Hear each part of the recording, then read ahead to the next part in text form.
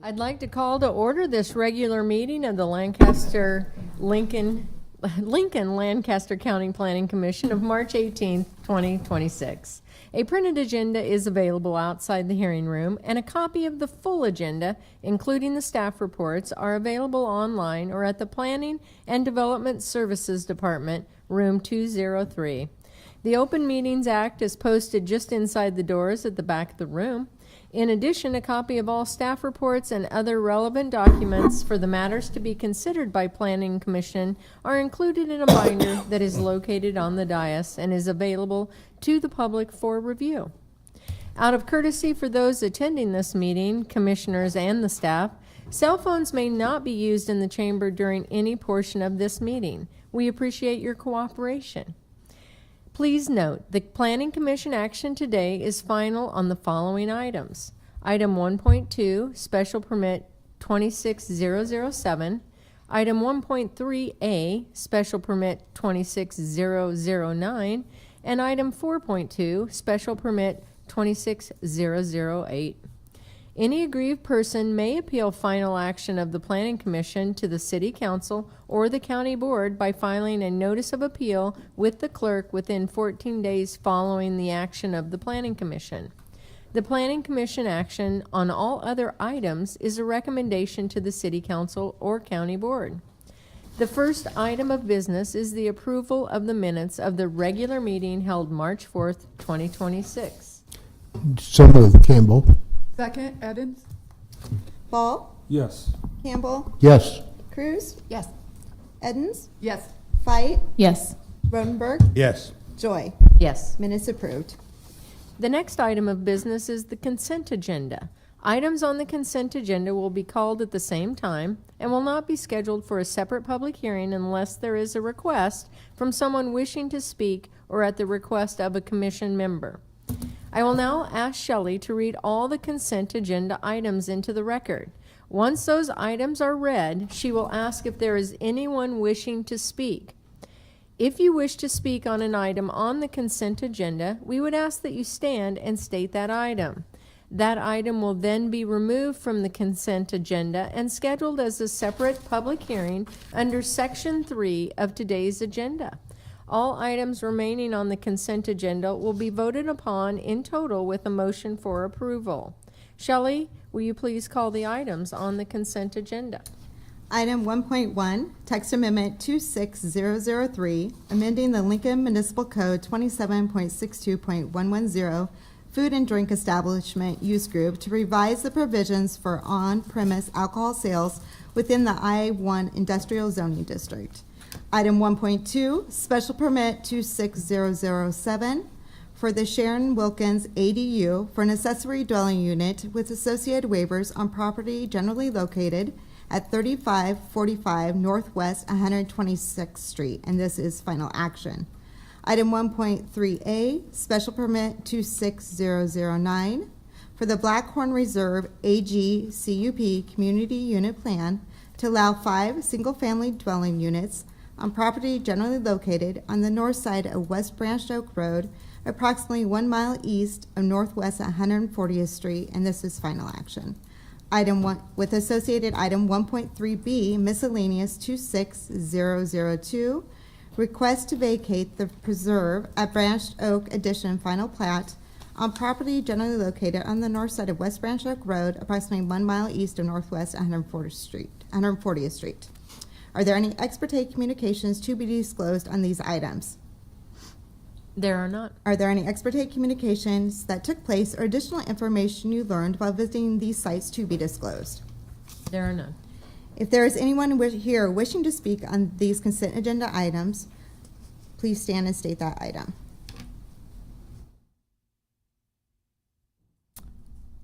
We do not see anyone. Oh, okay. Which item would you like pulled off? First time here, I don't know.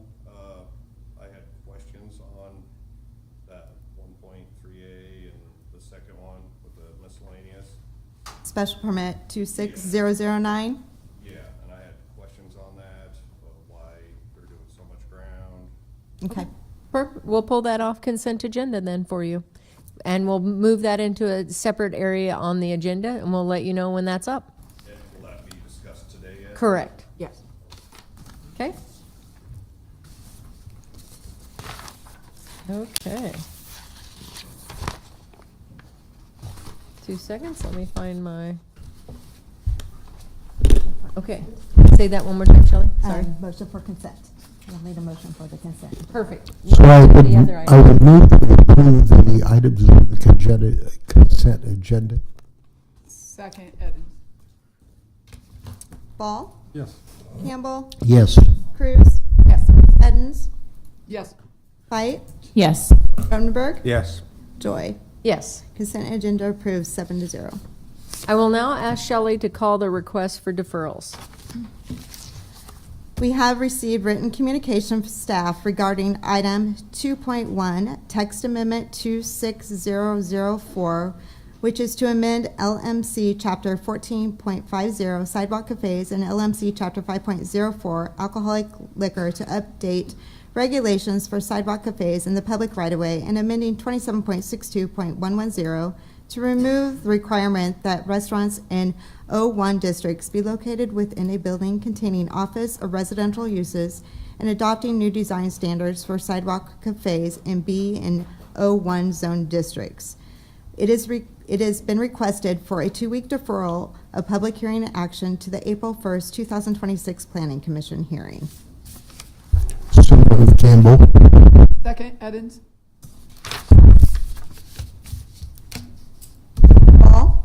Yes. Campbell? Yes. Cruz? Yes. Edens? Yes. Height? Yes. Rodenberg? Yes. Joy? Yes. Request deferral approved. Is there anyone here wishing to speak on this application today? Okay. We will now proceed to public hearings. Prior to staff making a brief presentation, each staff person should state their name, agency, and address. The applicant will then be requested to present their testimony, followed by those who wish to testify in support, followed by those who wish to testify in opposition. The staff will then be given an opportunity for rebuttal.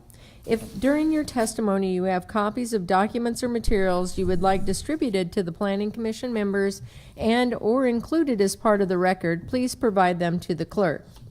Each person testifying should state their name and address and shall have 5 minutes to speak unless additional time is requested and granted. The clerk will use the light system to help aid your timing for your testimony. The lights will appear on the monitors provided. The clerk will indicate when you have 1 minute remaining to wrap up your testimony. The red light indicates that your 5 minutes have expired. Once the final minute has elapsed, the clerk will indicate that your time is up. The Planning Commission will vote immediately after the close of the public hearing unless the Commission votes to defer action or continue the public hearing. Shelley, please call the first public hearing item. Item 1.3A and item 1.3B, which are pulled off the consent agenda. Special permit 26009, which is for the Blackhorn Reserve AG CUP to allow 5 single-family dwelling units on property generally located on the north side of West Branch Oak Road, approximately 1 mile east of Northwest 140th Street. And item 1.3B, miscellaneous 26002, request to vacate the preserve at Branch Oak Addition final plat on property generally located on the north side of West Branch Oak Road, approximately 1 mile east of Northwest 140th Street. Steve Hendrickson with Planning and Development Services, 555 South 10th Street. What we have up on the monitor is the special permit. This is for the Blackthorn Preserve. This is a CUP that is on the north side of West Branch Oak Road and east of Northwest 140th Street, both to the north and to the east and to the, generally on the south side of West Branch Oak Road is Branch Oak Park as well. This site currently is perhaps a little hard to see, but there are already approved 4 lots. Those 4 lots were approved in the county zoning jurisdiction as what is called an AG agricultural preservation final plat. Okay. It doesn't require a planning commission public hearing, and basically what it says is if, in this case, if you have 80 acres rather than doing 4 lots of 20 acres each, you can condense those into a smaller area and thereby preserving over 70% of the remaining land as an unbuildable outlot. So the previous owner came through and did the AG preservation final plat with the planning department. It was approved administratively and the 4 lots were created. The new property owner looked at the application and said, well, if I did this as a community unit plan with a private roadway, instead of what is currently shown, which is just a shared driveway, I could actually add 1 more lot. And so this application is, why it's asking for 5 lots, the net result of this is it would go from 4 lots today to 5 lots if this plan is approved. The other part of the application then is the miscellaneous, which is just to void basically that previous final plat. That's actually probably the easiest way to address the final plat in that aspect of it. So it just is a application that goes along with the CUP. If the CUP is not approved, you wouldn't void the final plat. You would just leave the final plat and there would be 4 lots instead. With this application, they coordinated it with this Game and Parks, and a buffer is shown on the CUP for the north part of the property. I'm sorry if I'm not leaning forward enough so that this is clear. But yes, so you see on the CUP application, there is a 6-foot non-buildable Game and Parks setback. And when Game and Parks acknowledged this, when Game and Parks reviewed this, they recommend that 600-foot setback, and the applicant had no problem with the 600-foot setback because the current lots are outside of that 600-foot area as well. It was the review of Game and Parks that this was an appropriate location than otherwise. I think in this particular case there was concern about when they have dogs and I should say exercises out at the area, but other events, that was their most sensitive concern. Otherwise, they did not express an objection to the application. So in a nutshell, those are the 2 items that you have in front of you today. Do we have questions for staff? Thank you.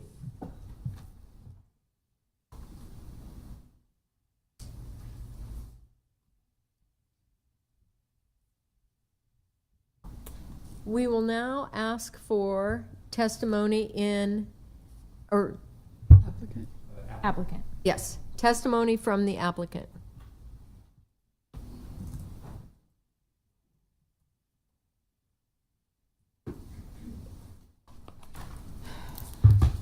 Noah Chestnut, 1201 West Avon Lane, on behalf of Riga Engineering. To be honest, I think Steve eloquently summarized up what this project is about.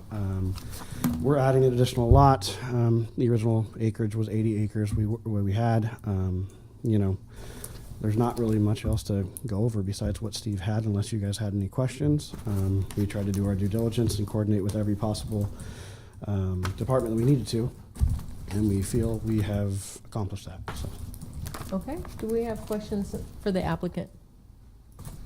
I'll ask one now. We did have a letter. Do you know the land for Game and Parks? Is that wildlife management area right beside it, or is that state park area right beside it? So directly to the east is Game and Parks area owned. That actually was part of our conversation. The bigger area of contention that they had was basically just making sure that landowners knew that there's going to be days, there's going to be weeks, there's a lot of dogs there, which is mainly a noise concern they wanted to convey. So the biggest part of that is primarily to the north. To the east, there's not really utilization that they provided, or at least what they stated. So through that conversation and coordination, we had several calls. They worked with their upper ups to make sure that the 600 foot on the north was the only one they were asking for. We were even open to the point if we needed to have an additional setback on the east side that would be even greater. They said that wouldn't be needed. They appreciated the offer, but they weren't requesting it. So no concerns about hunting activity?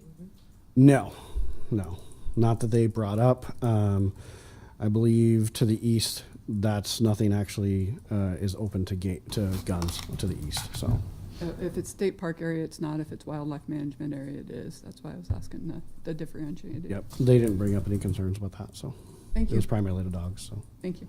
And what about to the north? Commissioner Campbell? What about to the north? again, the primary concern they brought up was dog related, or at least hunting trials related. So I guess when you're in, there might be possible discharge of blanks during that. But their main concern was just having a buffer zone. Even outside of that 600 foot, we're still even more like closer to 700 foot before we even get to a residential lot. They did request that we would at least put something in the HOA, or at least before somebody purchased the lot, letting them know, hey, there's going to be times that there's going to be heavy traffic with people with animals. If you're building a lot out there, probably you might actually be involved in the trials, possibly. But there was no concerns brought up when it came to firearm, ammunition or anything like that. So. Okay. Any other questions? Thank you. Thank you.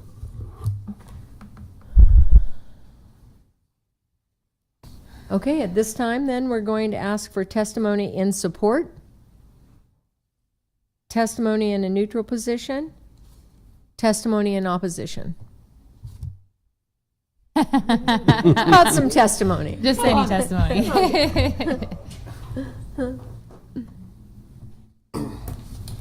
Hello, my name is Jonathan Benz. My address is 13200 West Branched Oak Road. I live a half mile directly west of where the entrance of this is. So looking at this map, I spoke with Brock Henderson or Hendricks. Brock. Yeah, okay. So I spoke with somebody and they said, yeah, they were gonna do 5 lots. I knew somewhere posted like on Zillow or something, just doing some research, like a year ago. And then when I got this in the mail, I seen roughly how many acres. So that's why I'm here. I was trying to get clarification because I knew nothing else. And then, with the 4 lots and then the 5th, and I see the setback, I guess my other question would be with what's south of that 600 foot setback, is there a possibility for more houses or anything? So I guess if there is, I'm against that. For more housing, if somebody wants to build there, fine. Those were kind of concerns that I had. Like he brought up, with game and parks, you guys had questions, there's hunting to the north, there's dogs out there. Obviously to the east, there's like no hunting there. Directly south, there's no hunting, but south of where I live, I know there's hunting there too. And I'm neighbors with, like, I'll say the superintendent of Branched Oak, and just conversations him and I had, just some concerns that we've had just as far as hunting and that. So I'm not against what they're trying to do. I was wanting more clarification basically to the extra ground outside of the acreages. And if there's that 600 foot buffer, if how I'm taking it, that's just a no build at all. But just that extra land right south of that, that's my questions on that and concern. Okay, we'll ask staff that question. Yeah, because like you said, with traffic and all that, I live right there. I know how much traffic is on that road. I know how crazy it is. Memorial, 4th, Labor Day, random other days.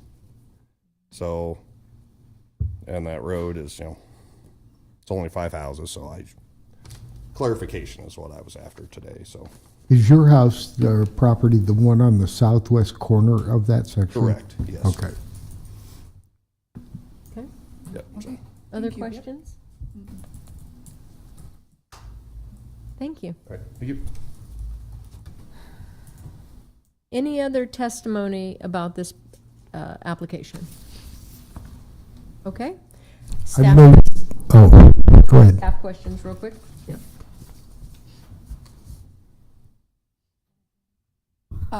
Can you explain what would need to happen in order for more to be built on that land besides Sure. the 5 houses? No, it's a very good question. So the boundary of the CUP is this dark, heavy line showing that it's got this kind of long panhandle that comes down to West Branched Oak Road.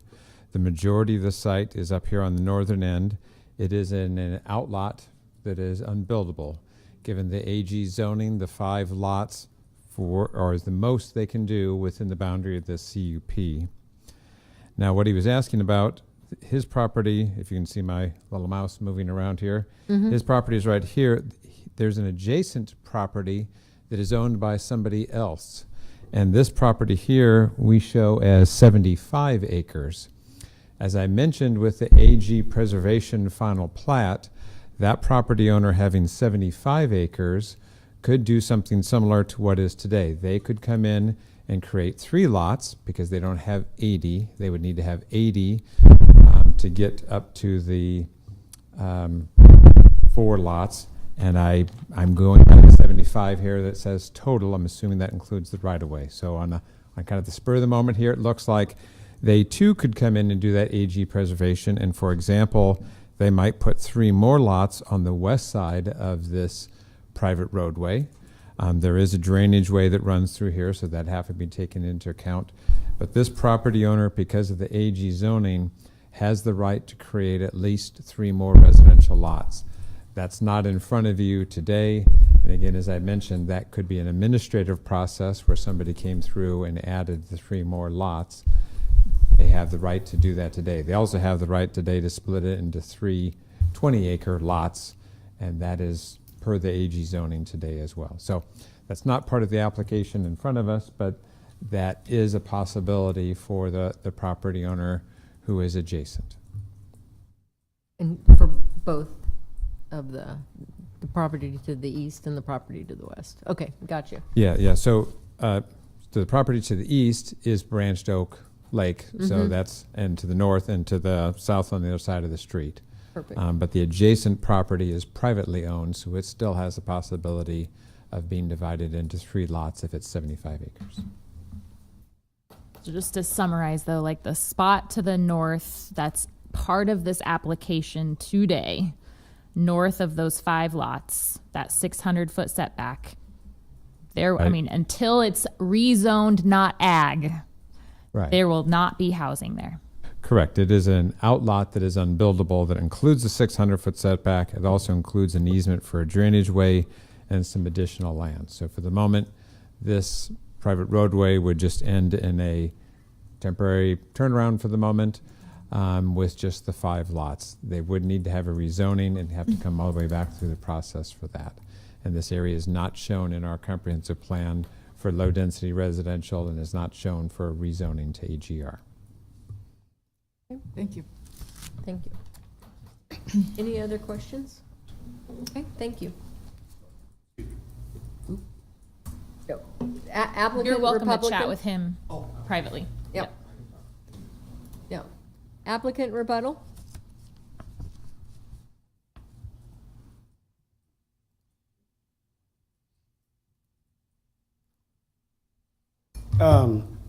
So to kind of echo what Steve had said, it's correct. That's an outlot. The client has not given us any inclination that he's ever going to actually want to develop that outlot. Beyond the drainage way in there, there's some other drainage concerns that we would have as far as grading that would prevent that from being easily accessible. His whole goal is to have 5 lots, 5 homes, and keep that to the open space to the north, Okay. just because he feels like it's an asset to his development that he would be doing. Instead of trying to put additional lots up there, he wants to have that open space for amenities for the people who live there. So, yeah. Okay, question, Commissioner? What type of outreach was done to the neighbors prior to this coming to us? We did do a letter of within 300 feet, so. I will always recommend to developers to reach out to them. These were good questions that could have been answered. I do have a question that is tangential to what you brought up earlier, regarding the fact that there's area that is parks, and then there's area that's wildlife. And this is a safety issue that was brought up by a constituent regarding safety, specifically the fact that is there going to be some sort of safety berm or some other kind of ballistic mitigation, because there is a possibility for bullets to be flying during hunting season. And so how will the folks in this area be protected from that? That was not brought up as a concern by who we spoke with. It's something we could definitely look into. However, I believe I would probably rely on, the Nebraska state laws as far as how close you can be to a residence and discharge a firearm. Those would obviously be by the firearm, person, or whoever's actually discharging the firearm. So that would be their, I guess, responsibility to follow the laws. I know it was talked about with the client about having a tree line on the east side. He does want to have some sort of, I guess, more of a visual breakup to kind of give you a little bit more of a, feeling like have your own space. That as far as ballistics, I don't know. I can't speak to how well that would actually, I guess, mitigate. But nothing has been brought up at this point in time. No feedback was brought up. From our understanding, the discharge of firearms to the east is not a concern, because from what we looked at on the Game and Parks website, that's not actually a designated area where discharge of firearms is actually allowed. So that's our understanding. Okay. Other questions for the applicant? Okay, thank you. Thank you. I would move that we close the public hearing. Second, Edens? Ball? Yes. Campbell? Yes. Cruz? Yes. Edens? Yes. Fight? Yes. Rodenberg? Yes. Joy? Yes. Public hearing closed. And I would move that we approve special permit 26009.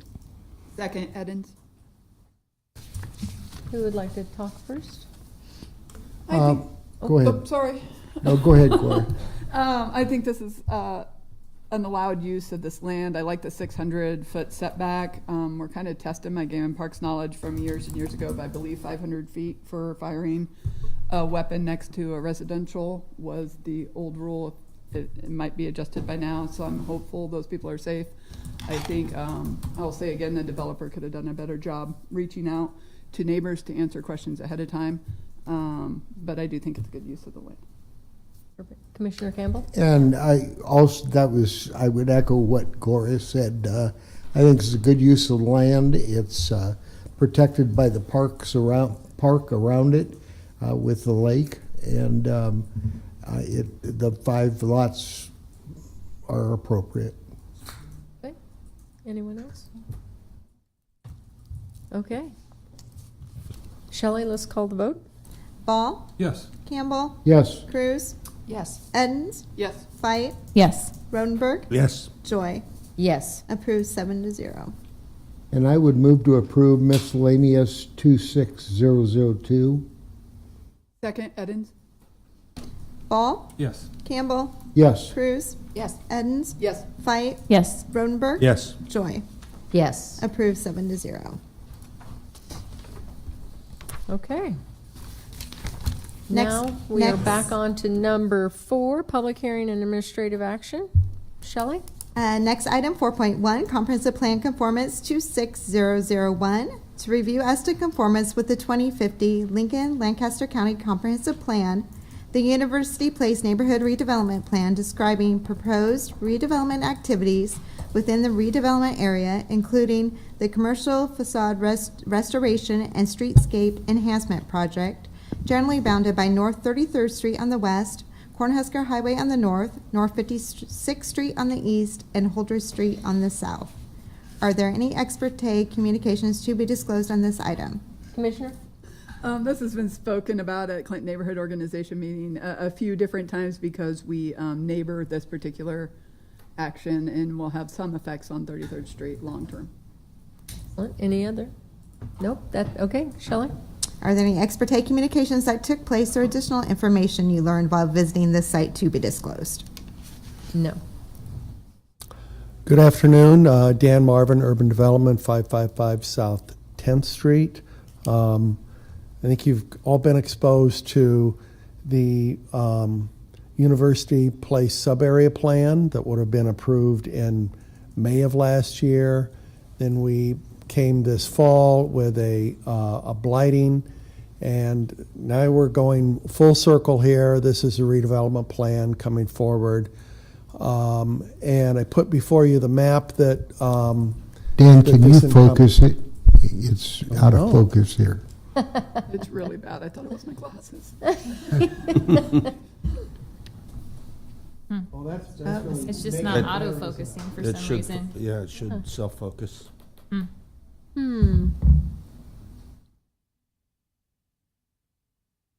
Oh, Try taking it out and putting it back in once. all right, we'll try that. Dun-dun-dun-dun. Away. Hey, it's like Look restarting a at that. computer.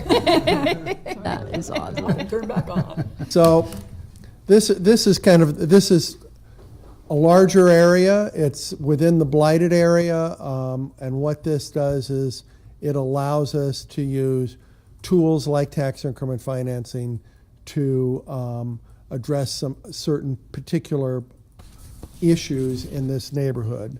So if you look at the analysis, what we are working on, what we will be allowed to use would be restoring and enhancing commercial facades. So the neighbors on 48th Street, and I have some pictures to share, and they'll be in focus now, that talk about some of the issues on 48th Street and how we would be able to enhance that either through a facade program that we could do or streetscape enhancements on that area.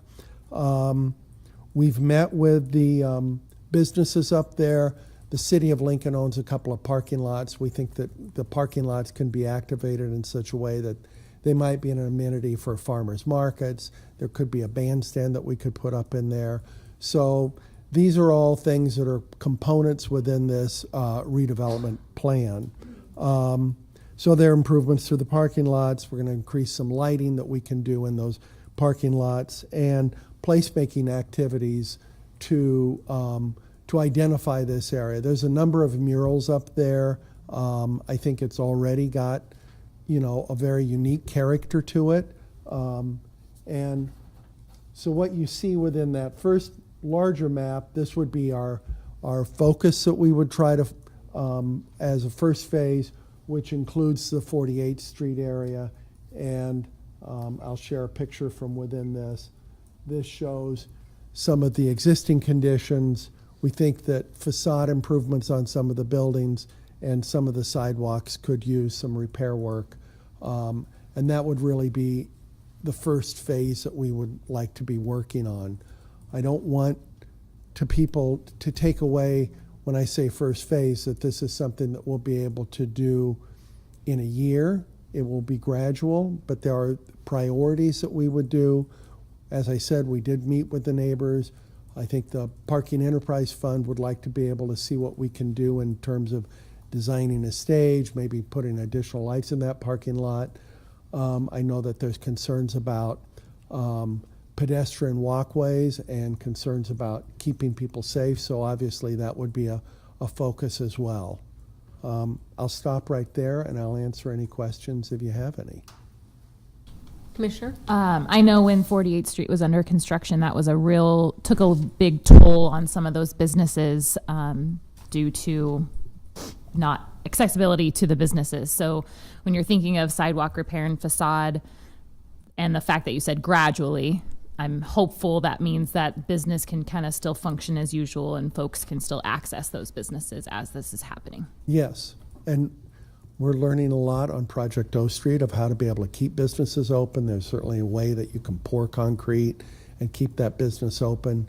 But we think that at the back end of this is an area that will attract more customers to these storefronts, and that at the back end that I think that in general, and with me here is Jennifer Hyatt, who's led a number of meetings up there, but I would say the general tenor has been community support for the projects that we're proposing up there. Hi, Jennifer Hyatt, 555 South 10th Street, Urban Development. So we have had, as you guys are aware, a lot of engagement, but then post-sub area, we've had more focused conversations with business owners on what this will look like. And as we've talked about, it will be gradual, and the business owners want this work that's done in front of their business to be done. So we will work with them. And the other unique aspect of 48th Street right now, or North 48th Street, this particular area, is a lot of the businesses actually have access from behind the buildings to begin with. So the parking is back there, and they consider their main doors off the parking lots at this point, because 48th Street feels so inhospitable, shall we say, to walking in the front doors. So businesses should really not feel the impact as we work through the sidewalk repairs and such. Not that they didn't feel large streets closed down, but this is significantly smaller. Any other more questions here? When we look at some of the improvements that we'll be doing with streetscapes and those, and programmatically, we had great discussions with University Place and the Creative District and those with the street calming. I know that that's a number one focus of the group, with, you know, number one. So, and some of the people were talking about if we did the street calming, how soon could we get that in the queue? And then also getting that, like which side would be the lane and those types of things. Will there be opportunities for input on those things moving forward?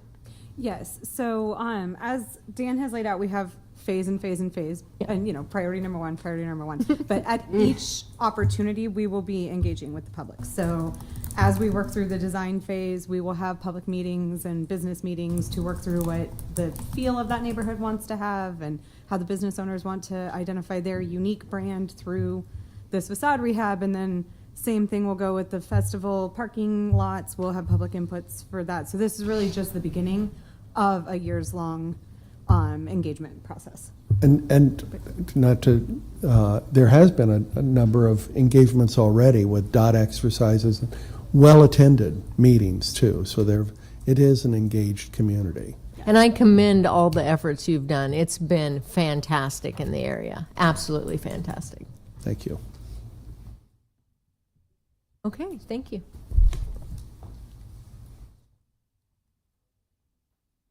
Okay, so on this one, you are the applicant also.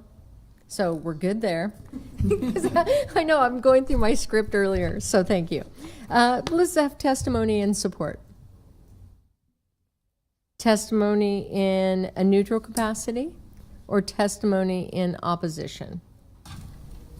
Any other staff questions? Any rebuttal you'd like to do? Perfect.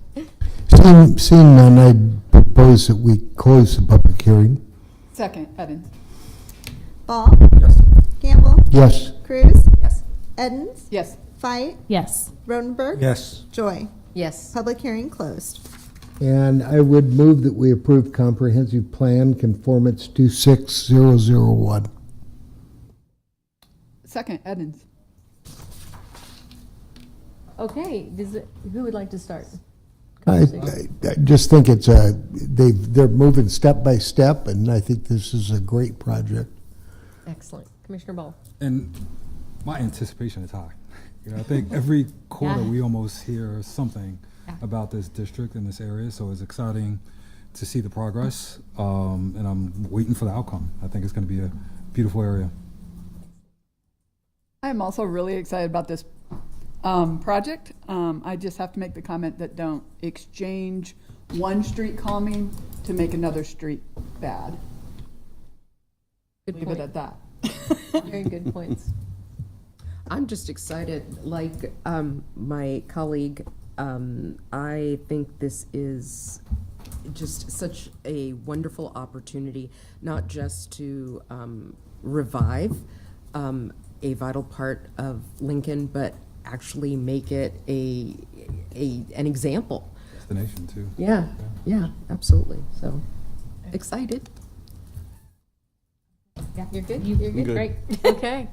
I agree with my fellow commissioners. This is really exciting steps, and the departments have been fantastic to work with all along. So, Shelley? Ball, Yes. Campbell, Yes. Cruz, Yes. Edens, Yes. Fight, Yes. Rodenberg, Yes. Joy. Yes. Approved 7-0.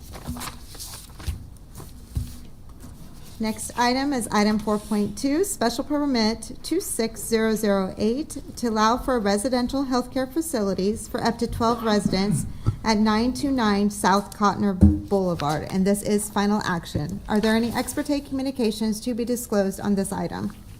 There are none? Are there any ex parte communications that took place or additional information you learned while visiting this site to be disclosed? There are none. Good afternoon, Ben Callahan with Planning and Development Services, 555 South 10th Street. The item before you today, special permit 26008, is a special permit to allow a residential healthcare facility. Specifically, this is at 929 South Cotner Street. This would be for up to 12 residents specializing in memory care. A little on the area, so located along South Cotner. To the south is Valley Road, but the larger roads would be south of Randolph and just west of South 56th Street. The property is zoned R1 and mainly surrounded by R1 zoning today with an existing single-family house on the property. For the special permit, so that's available to anyone in a residential district can apply for that special permit for residential health care. I think it's helpful to always bring up what the definition of residential health care is in our code. So it mainly calls out a building or structure that's to be used in a residential nature, licensed or approved by the state or appropriate agency. And then it can include things like assisted living, nursing care, memory care, hospice, could include independent living. So for this case, the applicant has called out that it would be for memory care on site. Within that special permit, it then goes through to make sure the appropriate density on the site with calculation on that as well as parking. So for the R1 district, this lot is a larger lot. It's over 25,000 square feet. So that'd be double the size of your standard R1 minimum lot. But it allows one resident for every 3,000 square feet of lot area. With that calculation, you'd be at 8 residents. In the permit, there is a condition that the applicant can request up to a 50% increase in occupancy, which can be approved by the Planning Commission if the barrier-free standards are met at the time of building permit. So for accessibility on site, if they prove that through their permit, it can be increased. So that's part of our condition of approval, in that generally would be at 8, but if they can prove during permit and if this is approved, then it would be 12 allowed as maximum. For parking on the site, the code requires one space.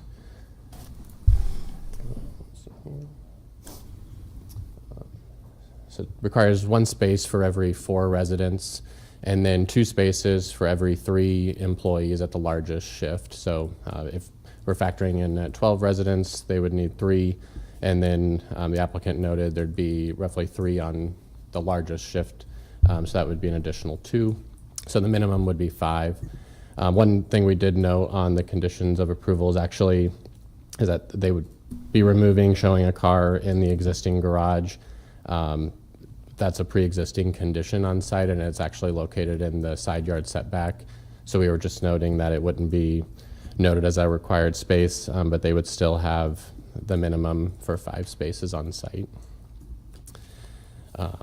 In general, for the location, I know we received some letters of concern with that I would note on for traffic or site location. So South Cotner is located along what's considered a minor arterial roadway. I believe roughly like 5,000 to 5,500 trips per day. In retrospect, for a use like this is still considered residential in nature for the comp plan and our zoning code. A single family home is generally around 10 trips per day. So comparing this to, it could be a duplex by right, by building permit, so roughly 20 trips per day. Something like this with serving and memory care, the applicants noted the residents would not be having cars on site or coming and going from the site. So generally it's your staff coming to and from, and then a visitor or your grocery and standard package delivery. Planning did find it's in conformance with the comprehensive plan, so it really hits on goals with complete neighborhoods, providing places to age in place within a neighborhood, different styles of healthcare needs, and different types of dwelling units. And I'd be happy to answer any questions. I'm sure this is something I can find out by reading or investigating, but how many rooms are in this house? I believe they had 5 now, and I should have mentioned that with the site plan. So on, As it is probably in and there. the applicant can clarify what the addition, but they were proposing with the site plan an addition on the back of the house through Okay. permit, but they can clarify on the number of proposed rooms. County says 3. Okay, so we can ask that to the, okay, thank you. Okay, any other questions for staff? Thank you. Testimony from the applicant, please.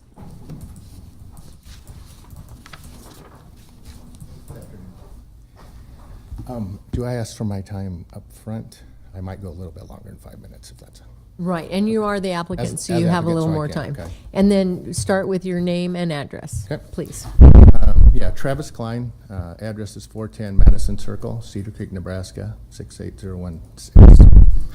I do have some handouts too that'll come in a little bit later here, but I'll give those to you, it sounds like.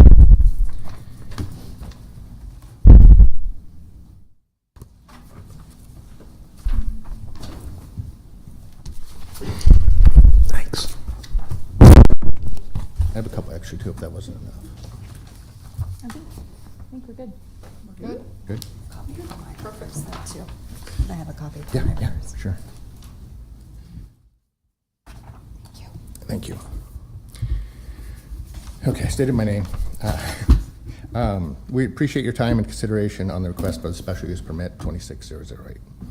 I would say from the very beginning, we've made it a priority to be proactive and transparent and accessible by the surrounding neighborhood. Prior to submitting our application, we spent an evening going door to door to speak with the immediate neighbors, followed by an open house the next weekend where anyone interested could come and learn more. During these conversations, we were able to answer questions, share our preliminary plans for the residents, and address concerns directly. Since that time, though, we have not been contacted by any neighbors, despite providing all our contact information on our neighborhood letter that we put out and our permit application. Genuinely, we believe that we had left the door open for ongoing communication. It was only within the last week that we became aware of the opposition letters. We understand there are a lot of letters, and we have a lot of people in here, but I just want to share with you correction, because we believe a lot of those letters are based on misinformation and assumptions. So I'd like to share with you, as well as the neighbors, the correct information so that you have it all when you make your decision. Traffic and parking was one of the most frequently mentioned concerns, so I will begin there. As noted in the planning department's analysis, the expected traffic impact is minimal. We believe this as well based on these things. As mentioned, we only have 3 employees there at our largest shift. And they will come there, work their shift, and they will leave. So they're not coming and going during the day. Residents do not have vehicles. Deliveries will be comparable to a typical household, small-scale grocery and or household supply deliveries like a Walmart or similar services. Hospice nurses may visit occasionally. Typically that would be between 9 a.m. and 4 p.m., all on weekdays. There will be family visits, but unfortunately, as Aaron will say, they're not as frequent as you would expect in this service. So, And those would be during evenings and weekends as well. And then also based, Aaron will talk about this, but based on other Legato homes, a large majority of time, we don't anticipate more than 2 visitor vehicles there in addition to employee vehicles. The property will provide ample parking, as mentioned, on site, so it'll eliminate any side street parking, which I know was a big concern of opposition. So, emergency vehicle activity is not expected to increase. Our staff is trained and educated to handle residents' needs and we'd only call emergency services in true emergencies, just like anywhere else. Second, I would like to talk about zoning and residential character. We are not requesting a zoning change. The property will remain R1 residential. Our request obviously is solely for the special use permit to operate residential memory care home, providing care for individuals living with dementia. And we aren't trying to invent the wheel. Our request is consistent with the special use permits previously approved by other Lincoln neighborhoods over the past few years. So, while our application does allow for 12 residents, our operational target is 10 residents. This is where we believe is the ideal number for safety, comfort, and the quality of care that we want to give. We have proposed a modest addition at the rear of the home to expand dining and living space for the residents. This addition maintains the residential layout and preserves the home-like environment that is central to the Legato living model. And I just wanted to show a few pictures for this for the crowd.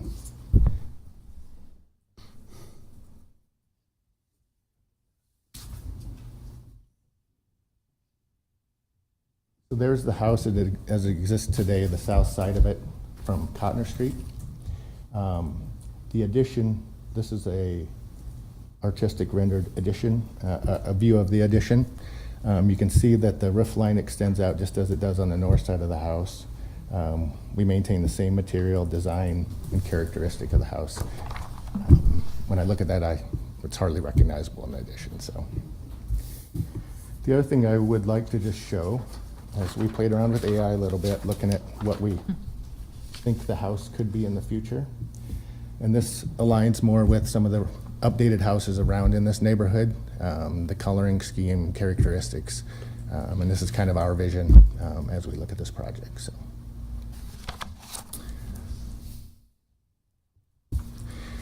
the one thing we do understand, though, is the concern about future uses of the property from the opposition.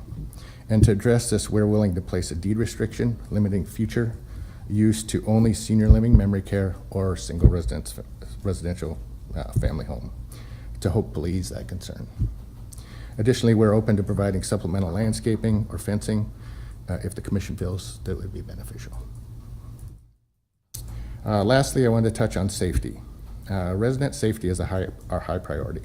We will utilize high quality magnetic lock systems that ensure that the exterior doors remain secured. Entry and exit by anyone is always accompanied by a staff member. The system is used successfully across Legato living homes and has been proven to be both safe and reliable. Therefore, in closing, I just want to thank you for your thoughtful consideration of our application.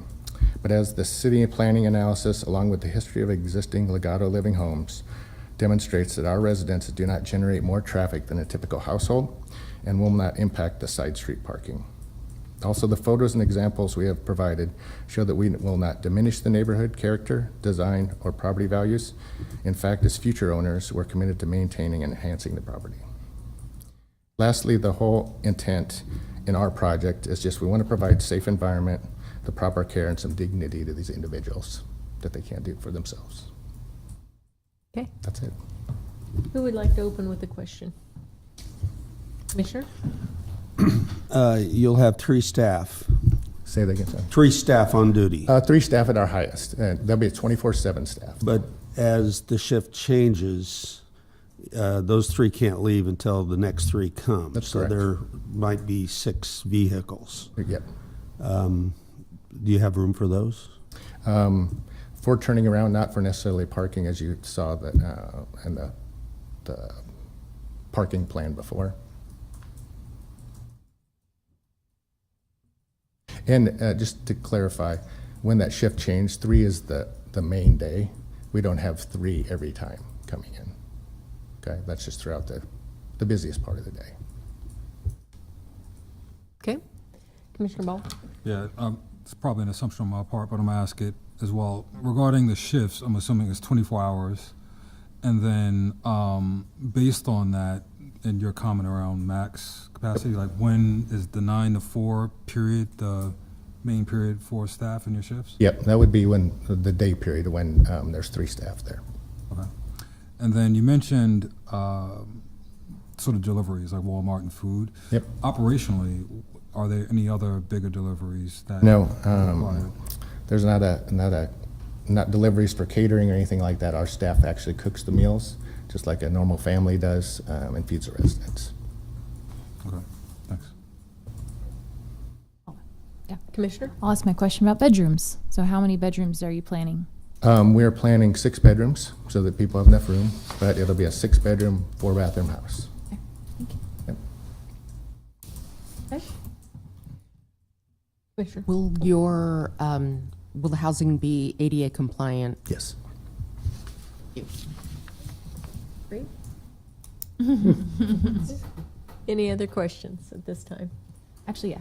Yes. Can you just share how many other Legato facilities there are, either just in Nebraska or are you nationwide? I didn't really research you much before. Erin can probably give you, when she comes up, Okay. give you numbers, That's but fine. yeah, there's 7 maybe in Omaha, Indiana, Iowa, Arizona.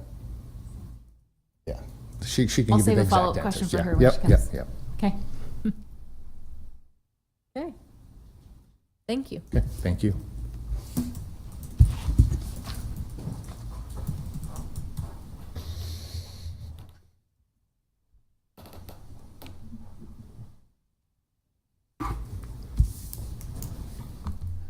Hi, good afternoon. My name's Erin Render, 18517 Hampton Drive. I am the CEO of Legato Living Franchise and have operated smaller homes in the area, in the Omaha area since 2015, and previous to that was running a larger facility. You have heard that the technical specifics that have been outlined by the applicant, but I really wanted to come up and speak about the operational reality of the Legato model. It's completely natural for neighbors to feel concerned and have questions when facing a concept that's unknown. I just want to be clear that I would not stake my reputation, nor would I continue to stand before the city boards if I knew that once these homes were open that they would have ongoing complaints or friction with the neighbors. I value the integrity of a family home and the peace of a neighborhood just as much as anyone in this room. My commitment to this model is based on its proven success for those living with dementia and their family caregivers. We are here today because I know from years of experience that once the unknown becomes a reality, Legato Living is seen simply as a quiet, respectful, and well-maintained residence that honors the fabric of the neighborhood. I did bring, it takes a second.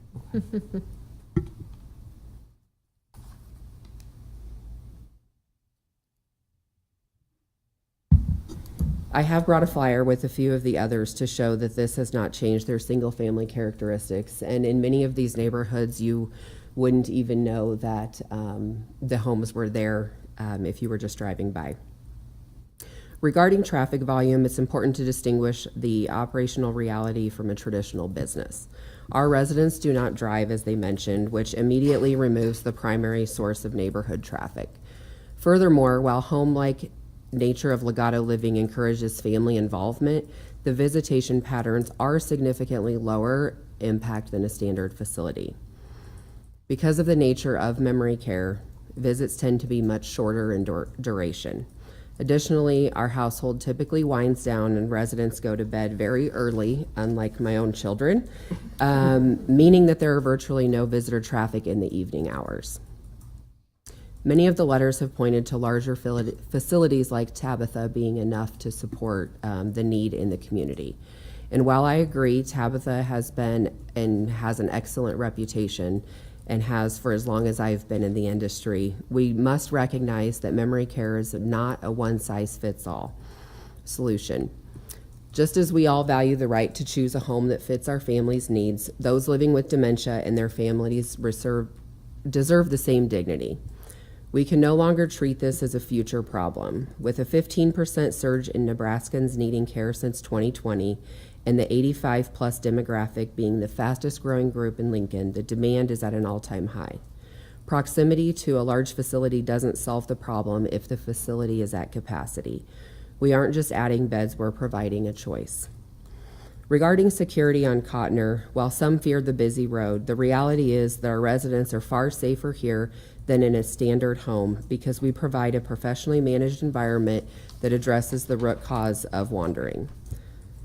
Research shows that exit seeking is often a reaction to the overstimulation of large institutions. Because our model is small, quiet, and familiar, we strive to prevent the agitation before it even starts, ensuring residents don't feel the urge to leave because they truly are and feel at home. Ultimately, we aren't talking about patients and traffic counts, though. We are talking about 10 to 12 Lincoln seniors, our grandmas and grandfathers who deserve to remain part of a neighborhood, and families who deserve to have the peace of mind during a devastating season in their life. This is exactly why the Fair Housing Act exists. One more minute. What? One more minute. Oh. You're doing good. Federal law prohibits us from zoning out individuals simply because they have a disability. To suggest that seniors cannot live on Cotner due to the perceived risk of their diagnosis while allowing every other resident to live there is a discriminatory barrier to housing. Young families aren't excluded from the street because they have a toddler who might run on the road. We expect them to use fences and locks, and we provide that same safety but with professional oversight. We aren't asking to change the character of Piedmont. We are simply asking for these seniors to be allowed to remain part of it. I urge you to support this permit and uphold the right of our seniors to live with dignity, for their families to be able to rest easy at night, knowing that they are safe, and for the neighbors to have options close by. Thank you. Thank you. Any questions? Thank Okay, you. yeah, my, Oh, my yeah, follow-up question. Sorry, Okay. I was writing other questions. Okay, I was asking about other facilities that function in a neighborhood. So your photo here, these are all in neighborhoods in Omaha, just like this would be in a R1 or. They are, and I think something important to know is, because this is not common in senior housing, but when I was looking for ways to grow, I wanted to grow through the franchising model because I was seeing over and over the several of these facilities that were constantly changing. They, every time the administrator would leave, then the nurse would leave and the staff would leave, and it ultimately is an effect on the residents. And so when I was looking at ways to grow, I did not want to open up homes myself and try to manage too many and pray to God that the manager would stay. And so that is why we have grown through this model, and it is a little, it is unique to senior housing, so I wanted to share that. So for instance, the applicants here, they are only managing and owning, the ones here in Lincoln. And, you obviously, it's a business, so you probably, I'm going to assume, did some research of the Lincoln area, and in your opinion, the numbers show that this is needed in Lincoln. There's not like there's a lack of this service in Lincoln, and you can fill that gap. No, and when we're only trying to fill 8 to 12 beds or 10 to 12 beds versus 100 beds, it is very different. And as I had mentioned before, we tend to get a lot of people that come from larger facilities that are already in memory care simply because the environment is still too large. So as people can no longer use their call light or understand that they could walk down the hall and out to find help, that's where we see a lot of the anxiety and agitation increasing. So many times families are coming to us for that option. Because that's one of the things that's been amazing to me through this journey is just the change in people's overall demeanor when they know that there's someone close by. Can you speak, I'm sorry. No, go ahead, Commissioner. Can you speak to the specialized training that individuals who run this kind of facility have to demonstrate and maintain? For those of you who may not know that it's not just anybody that can work in a memory care. Right. Can you speak to that, please? Yes. So our homes consist of nurse aides, medication aides, and then nursing oversight. So, and with the state of Nebraska, they do hold a higher standard for those operating and wanting the memory care endorsement, which we would be applying for. And so there is an additional application that has to be done to ensure that we have, you know, things such as sharps and things like that locked up, and obviously our doors secured. As far as training goes, though, we that is one of the things that when you talk to people that caregivers that work in the industry, one of the things that is often lacking is the training, because we need them and we need them now, and we need someone to work. And so we have put in a lot of, we have on our team have a nurse educator that focuses specifically on ensuring that our residents or our staff are trained prior to starting. So there's a online portion with Teepa Snow, who's a well-known practitioner for dementia training. And then once they get in the homes, we have a state requirement that the rest of their training has to be within 14 days of hire. But primarily, you know, most of that is starting before they step foot in home. And then we do have to do ongoing education on a monthly basis. Okay, thank you. Any other questions? I was just gonna, the shift change. Oh, So, okay. you know, that shifts have changed throughout my career. Sometimes 8s are popular, sometimes 12s are popular. But with the, you know, all 3 are not going to be leaving at the same time, and we do a 1-to-4 ratio. So if there's only, you know, especially as the home is filling up, if there's only, you know, 8 people in the home at that time, there may only be 2 people working there. And so it's not going to be, it's not going to be like 3 in and 3 out. The residents, you know, we don't have as many staff at night. And they do tend to settle in and sleep pretty well once they're, you know, acclimated. Okay, thank you. Okay, thank you so Thanks. much.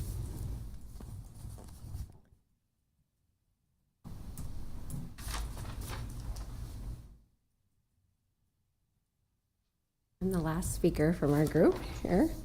I'm going to show this. So my name's Tracy Klein, and I live at 410 Madison Circle in Cedar Creek. That's my husband Travis and my partner Jenny, and her husband's traveling, so he wasn't able to be here with us today. I am a teacher. I teach 25 kids all day long, but I'm really nervous right now in this situation, so hopefully I can do this. But okay, so I just want to attest to our why we decided to do this, and that's basically right there. I want to just share how we have a deep personal reason behind this passion in providing a safe and loving environment for memory care people. The mission comes from our own family's journey. Both my parents are living with dementia, and unfortunately their experience at a larger care facility, 3 in fact, were very heartbreaking. They were not only safe, they were not kept safe, and at times they were not treated with dignity like every person deserves. And watching this unfold and moving them 3 times before we found a safe place for them was very difficult for our family. We just needed to find the right place, and I wish I knew about it sooner. So the Voss family and my family have similar experiences. We have both have loved ones with dementia, and we've learned firsthand the impact of inadequate care, poor hygiene, over-medication, and environments that fail to honor our families the dignity and quality of life that they deserve. And after 3 years and 3 movements of my parents, when they have dementia, that's very difficult, we were forever changed once we found the Gatto. The first time we saw, when we moved them in, you're scared, you're nervous, you're sold, all these things. But very quickly, we found the compassion and the respect and the true person-centered care that we had been looking for. And it did really restore our faith and it gave our loved ones dignity and specific care, and they're not great right now. Anybody with dementia or is familiar with that, but they are thriving tremendously compared to where we had them before. Because of this experience, we have a deep responsibility and commitment to bring that same level of care to others. I don't want families to have to continue to go through what we have gone through and experienced. And our goal is truly to create a place here in Lincoln where individuals are not only safe, but they're just seen and heard in a home situation, which is completely different from the bigger facilities. We just want their place to feel like a home. And that's what we found with Legato with my parents. So I want you to understand our why behind this. So thank you. Do we have any questions? Thank you for your time. Oh, sorry. Sorry. Too quick today. My own mother is at Southlake, and one of the first questions they asked was, is this self-pay or will it be Medicaid? Fortunately, my mom is self-pay, and so she gets a different room than those on Medicaid. Are you going to accept people that are on Medicaid? We do not currently accept Medicaid. It is all self-paid. With my parent situation, we got to where we needed specific skilled nursing care, and we were paying out of pocket a lot of money for very poor care. So it is self-paid at Legato, and we do that for the opportunity for them to have a better home situation.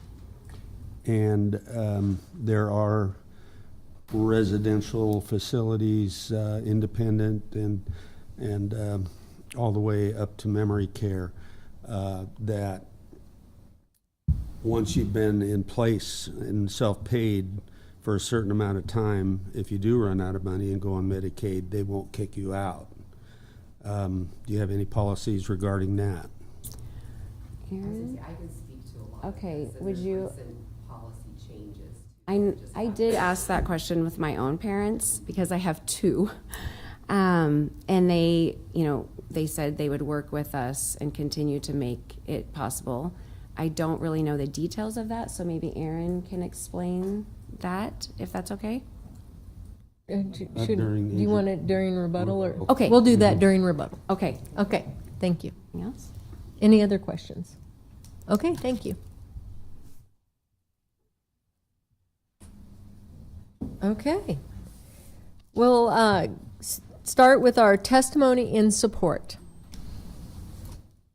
Testimony in a neutral capacity. Testimony in opposition. Come on up.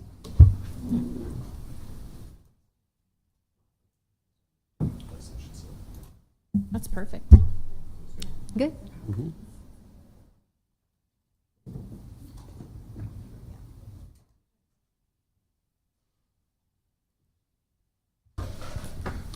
Hello. Great. Okay. Good afternoon. My name is Lance Perez, and my address is 920 Piedmont Road, Lincoln, Nebraska. So I am here to oppose this special permit request that will convert an historic residence into a business. The backyard of my home of 30 years abuts the property at 929 South Cotner Boulevard, and I am one of the 40 residents who have submitted written objections to this request, and one of 78 who have signed a petition asking you to deny this permit. I will note that we're not asking the denial of this permit because of the nature of the residence. Many of us have already experienced with our parents memory and Alzheimer's, and so we are very sympathetic to that need.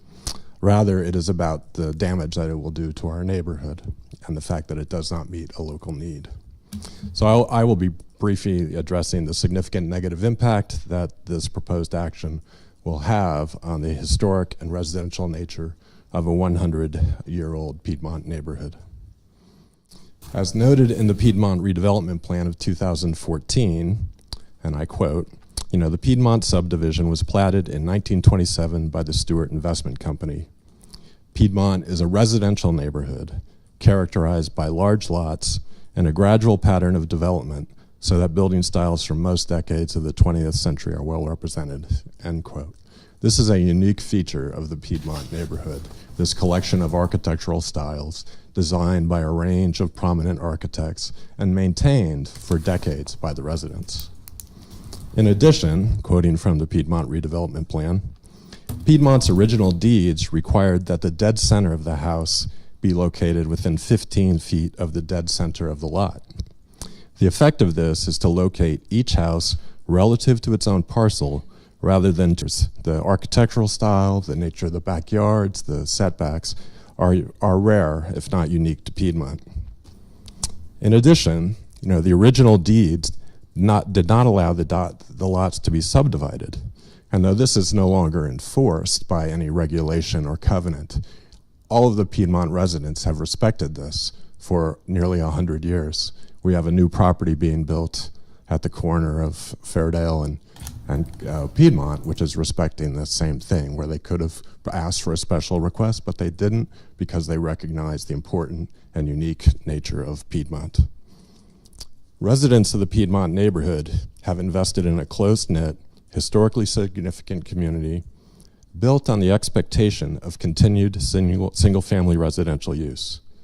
We purchased homes here in good faith, invested in our properties, participated in the restoration of neighborhood landmarks as a community, only to see a commercial enterprise now attempt to convert a residence to a business. In addition, I would note that many residents have lived in their homes for more than 30 years, and renovations to their properties have included modifications to enable them to age in place.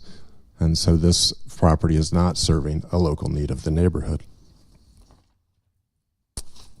In the end, the core argument is simple and consistent across all 40 opposition submissions.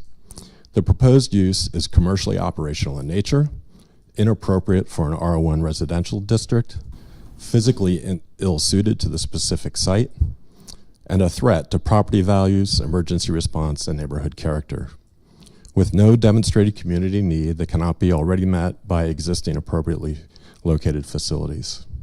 With this, the community respectfully and firmly requests that the Planning Commission deny special permit 26008. Thank you very much.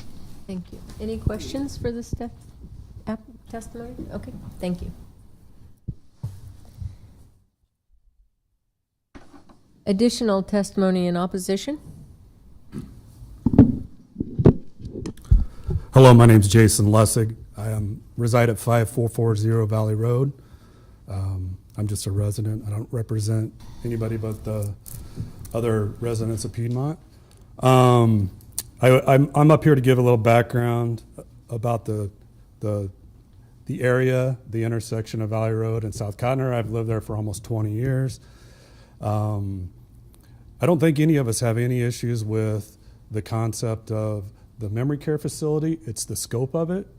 I think, Commissioner, you asked a good question. You have 6 people on a shift change.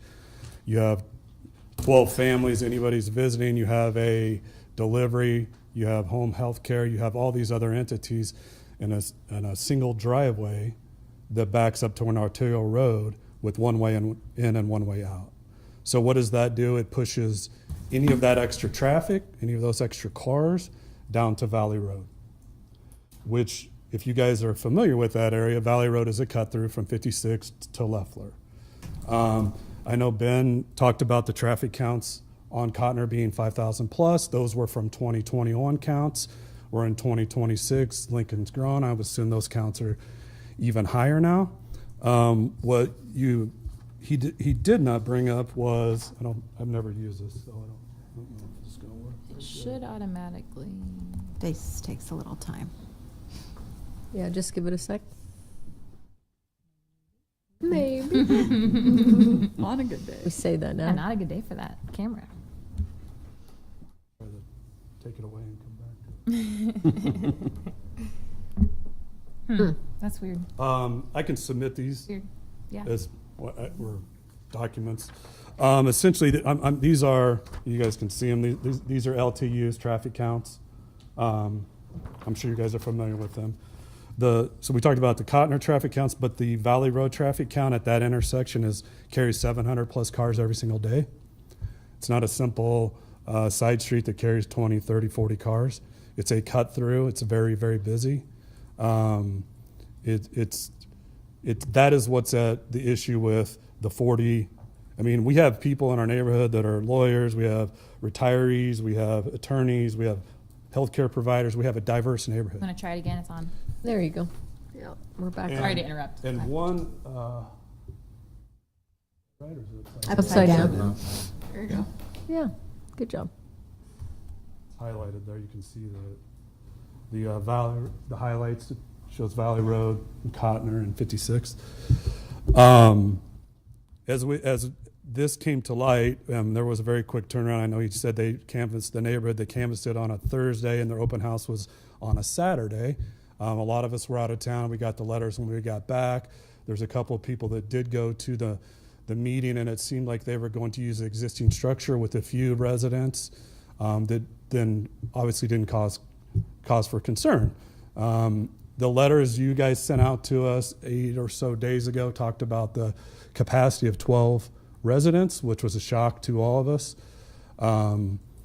But all of us that have community objections, the 78 signatures, all that, diverse background, it's all about the safety of the neighborhood.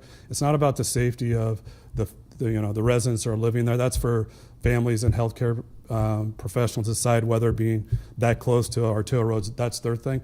Ours is about the intersection causing issues to the neighborhood. Some of the stats that if to that corner, I'm just going to read some of them. I mean, talking about that property, it's not on the corner, it's middle of the block. Okay, so they're going to have to walk along. If they have a full staff and they have visitors, those people are going to park on Valley Road. Valley Road is only 22 feet wide. It's One more minute. It's a stop sign. It creates a one lane road. Okay, that's a huge issue if there's cars are parked there, especially during morning commutes when Leffler's open, kids are going to school.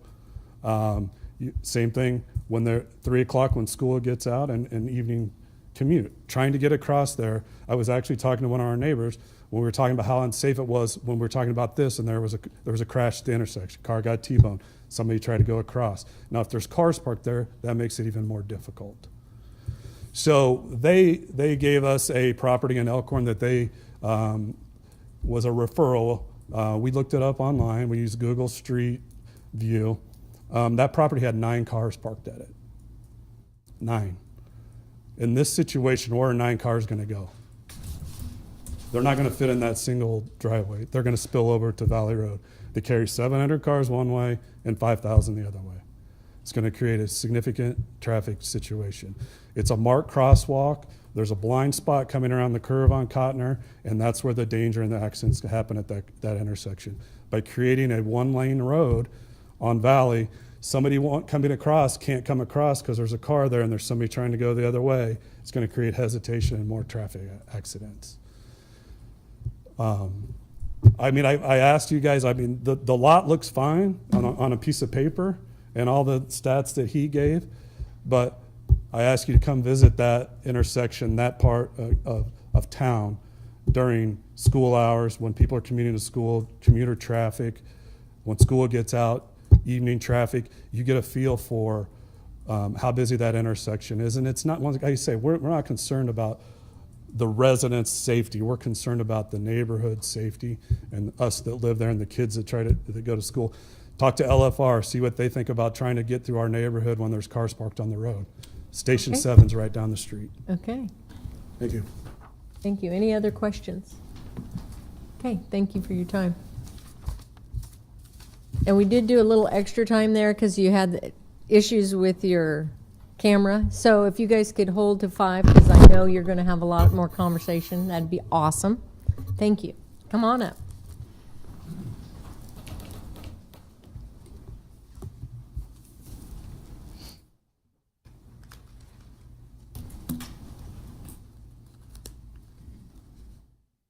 Don't start yet.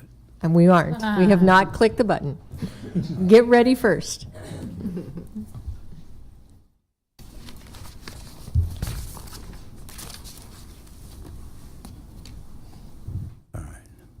members of the Planning Commission, thank you for your service. Thank you for your time spent. Obviously, when you have matters of this nature, they're difficult to make decisions. My name is Jeffrey Peets. I'm an attorney here in town. I'm a resident at 940 Piedmont Road and have been for 26 years. I'm also an estate and trust lawyer and not a zoning lawyer. I've worked with families throughout Lincoln and greater Nebraska, many of which have or will have incapacitated family members. A key component of anyone's estate plan is planning for disability as well as death. I have a saying for all of my clients that I say multiple times each day. I don't know when you will become incapacitated or die, but you will. I don't know what assets you'll have when you become incapacitated or die, but they'll be different than what they are today. And I don't know what the tax laws will be upon the occurrence of the disability or death, but in all likelihood, it will change. We view this project as something that will be subject to change. Obviously, you're trying to make a decision now today, but what we see and what we fear in the neighborhood is that there's going to be 12 units and congested traffic. I'm present today to object to the application for the special permit to build and operate a residential health care facility. First, I would like to offer in the written objection to the application for special permit 26008 to allow residents. Briefly, in the objection that's been signed by 78 members in the community in Piedmont area in a very short time period within the last 3 days, 3 to 4 days. What they're worried about is some of the concerns that have already been stated. And since I'm on a limited time, I'm not going to express the same concerns. You can look at the objection. I'd ask you to look at the objection. You can pass it around. But one of the other objections or one of the concerns that I always have as a lawyer is that you need to ask yourself, in Lincoln, are we creating a dangerous intersection enhanced by licensing a business? I believe that the city's opening itself up to potential liability from plaintiffs' lawyers, of which I'm not. I'm an estate planner.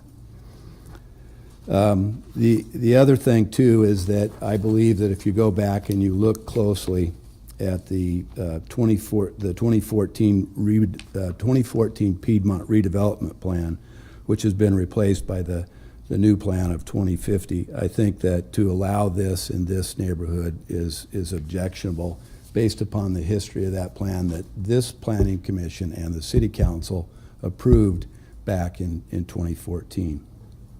In addition to the 40 written objections posted online and the 78 people who have signed written objections in regard to this plan, I would ask that at this time all the persons that are objecting to the plan please stand and be seen.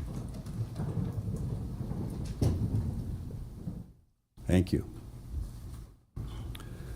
I will try not to be repetitive to the previous remarks of the opponents, but that have already testified, but I would like to briefly highlight the concerns of our neighborhood. We believe the current 3-bedroom house is in an appropriate location for a licensed 12-person healthcare facility. I take issue with the remarks and the insinuations that a larger care facility like Tabitha, not more than a half-mile away, does not provide caring services. Tabitha, like Madonna, is a hidden jewel in our community. My mother-in-law, who was on hospice for 2 years prior to her death, considered Tabitha. Our family visited Tabitha. We were very impressed by the caring services provided. One more minute. 1 minute? Mm-hmm. All right. So we do think that Tabitha has a proper facility. We're also concerned about the residents and the safety of those residents. The reality is that most cars exceed the 35-mile speed limit on Cotner, often exceeding 50 miles an hour. Seldom do cars acknowledge the right-of-way rules on Valley Street when they're hurriedly taking their children to Leffler Middle School. An already dangerous intersection will become much more dangerous. Least you believe the members of Piedmont may not be compassionate or care about the health of our neighbors, you would be incorrect for reaching such a conclusion. On our street alone, 5 of our friends within a mere 50 yards have been affected by Alzheimer's and dementia, 4 of which are not with us today. That's 5. As a neighborhood, we have watched over our neighbors. We have guided them back to their houses. We've gone on hunts for neighborhoods, for members who have been lost and wandered in the neighborhood, and we've grieved with their spouses. What that means is that Piedmont is a very special neighborhood. And for somebody to get up here today and to say that we're discriminatory is just flat out wrong and very objectionable. And I'm incensed by it. Thank you for your time. Thank you.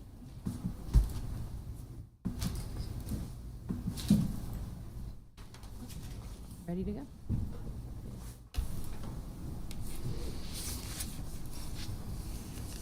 Good afternoon. My name is Suzanne Wise. I'm at 1111 Piedmont, and I came to this meeting to really listen to what was going to transpire because, quite honestly, number one, I never received any sort of flyer or anything that told me about the open house. I certainly would have liked to have gone.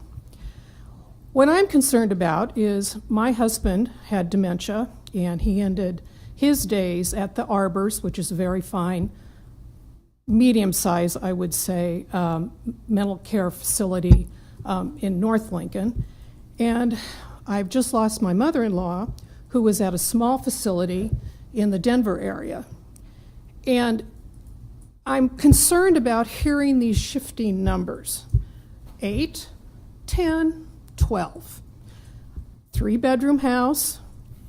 Those of you that have familiarity with memory care units, people are in wheelchairs. People also have special equipment. Often they have to be wheeled around in. Even in the latest stages of Alzheimer's and related senilities, they need stimulation. Is there going to be some sort of common area? I'm not sure when you get beyond 6 residents, even with this addition, how in the world you're going to be able to do that. Also, with bathing, you have to have totally large, wide bathrooms that are walk-in. You make all these changes, I understand that they are willing to, say it can go back to an R1. There's really no use for this house after, if for some reason they sell this franchise or someone else takes it over. It can't, without great expense, go back to being a family home. Thank you for your time.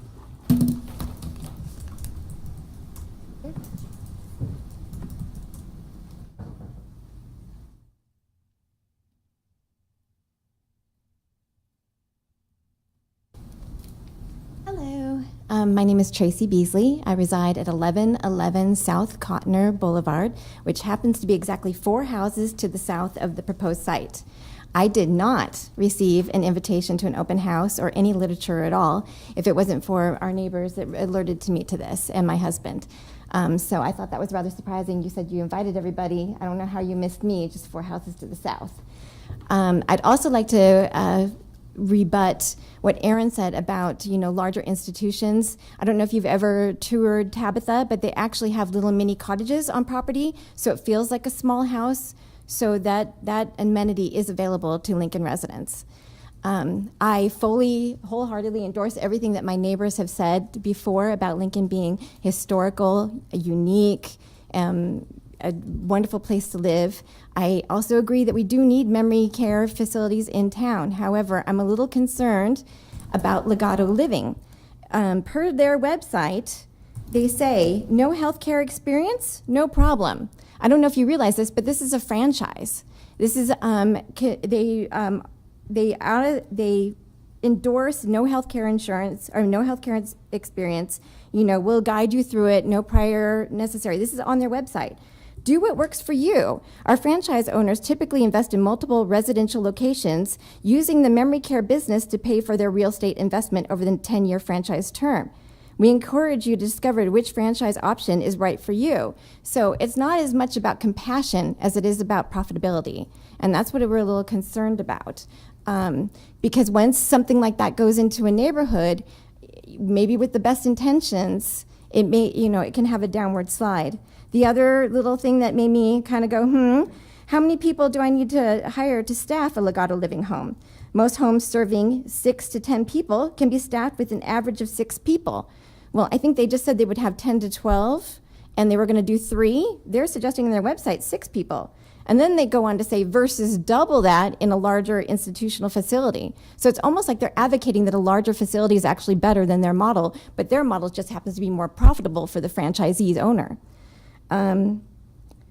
Let's see. Can Legato investments be done via passive ownership? This is the part that really, yes, you can own and manage the business, but must hire the appropriate medical professional staff to administer the day-to-day requirements for your Legato home. And I think that's what really comes down to it. It's passive investment. And nobody that's invested in their house in Piedmont has done it passively. We bought our house 10 years ago, and considering that it's a notable house on Cottner and Piedmont, a lot of people pass by it, we took great pride in making sure that we took very good care of that house and restoring it and making sure that it was true to form to the day it was built in 1929. That's not passive. We don't want passive in our neighborhood, and they're advocating passive. Thank you so much for your time. Thank you.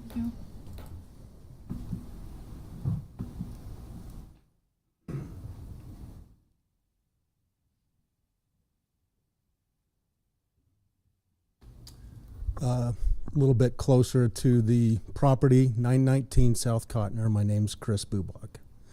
And to the points that were just made, I'll keep this brief, but we purchased that house where we've been Lincoln residents for 32 years. We purchased that house because it's in Piedmont from Barb Misley, who was the original owner of the house. And my wife worked really hard to update that house and keep many of the original shapes and it's a great house to visit, by the way, of what that was like. And you feel like you're back in the late 60s, early 70s, which we love. So we've invested a lot in that house. I would not have invested anything in that house if this had been in place prior to that. This sounds like a great opportunity in somebody else's backyard, that type of thing. But I don't think anybody here would want that in their backyard. So we made a commitment and investment based on the zoning and the neighborhood and the consistency of that. I feel like the city has a responsibility to maintain that use for us. Thank you. Thank you. Other testimony?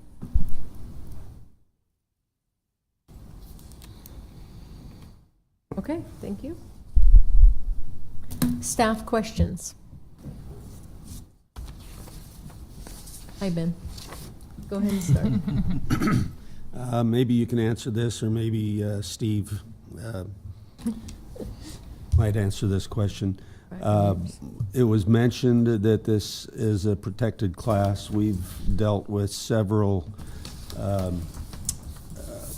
recovery houses where people self-profess to be recovering from addictions. And prior to my time on this commission, one was denied, and the city was sued, and the city lost the lawsuit because they were protected.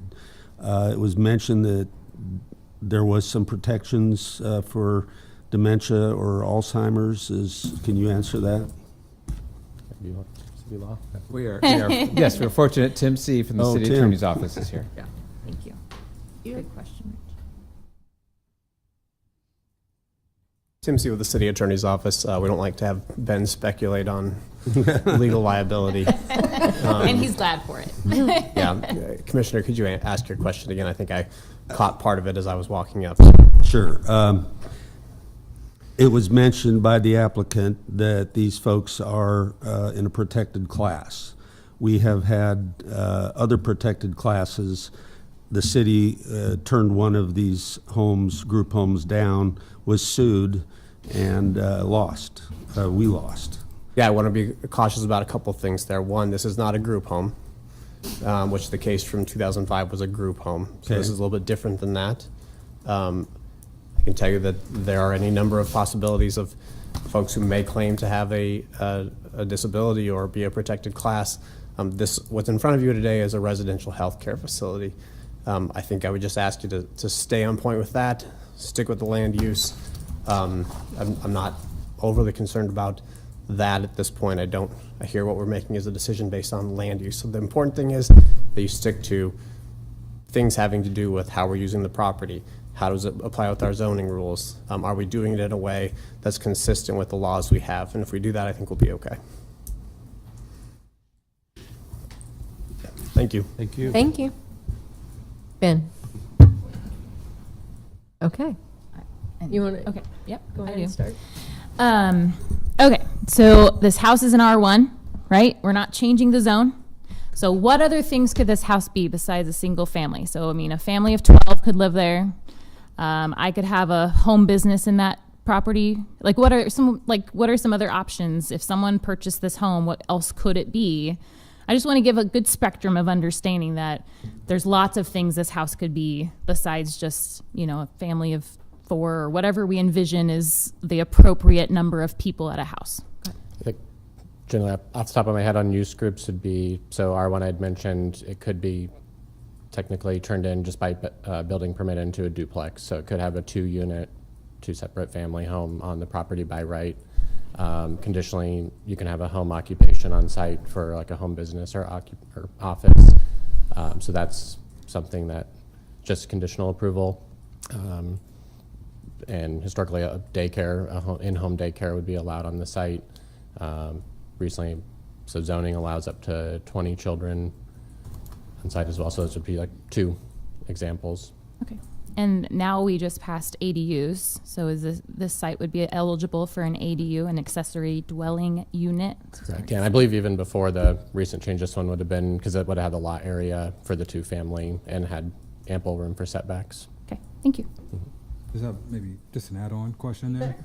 But based on that question, there still is a special permit for this particular usage. So in the event that another person comes and wants to do something else, they would be required to create additional special permit, and this one would be void or would be covered under this? The special permit would run with the property. So if it's not tied to a specific owner, but it is tied to the use. So in the past, so going forward, it would just have a special permit approved for residential health care, and then it generally sets the maximum number of residents. So then would it need to be a healthcare business? Like in perpetuity, forever. Right. Correct, yeah, it'd have to be classified. So if they were going to get a occupancy permit for a new owner, they would have to show that they are also residential health care.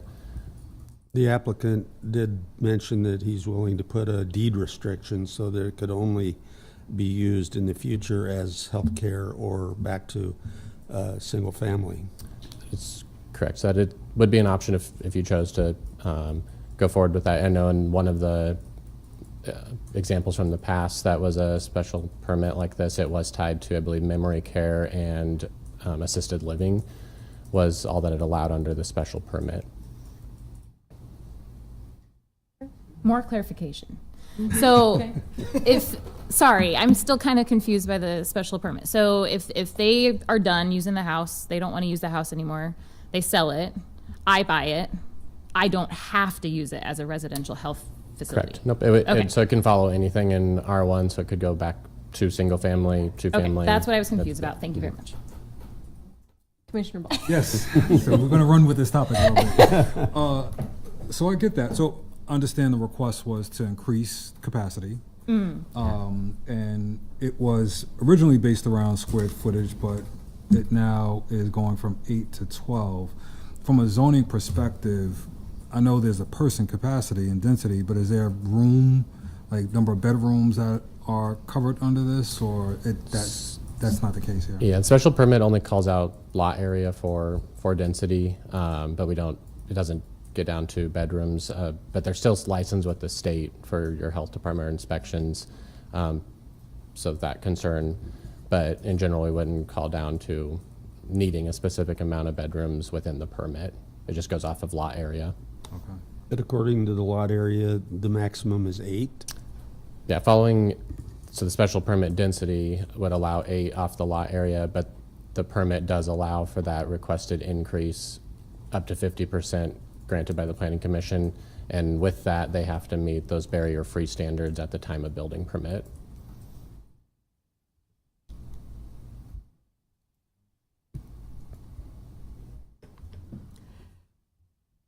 Just a quick question. Just to clarify that city zoning law supersedes any neighborhood covenants, et cetera. So yeah, generally the covenants are filed for the neighborhood, but the city does not uphold or enforce neighborhood covenants. So it's that's generally a private matter between like the HOA and the property owners that it's filed on.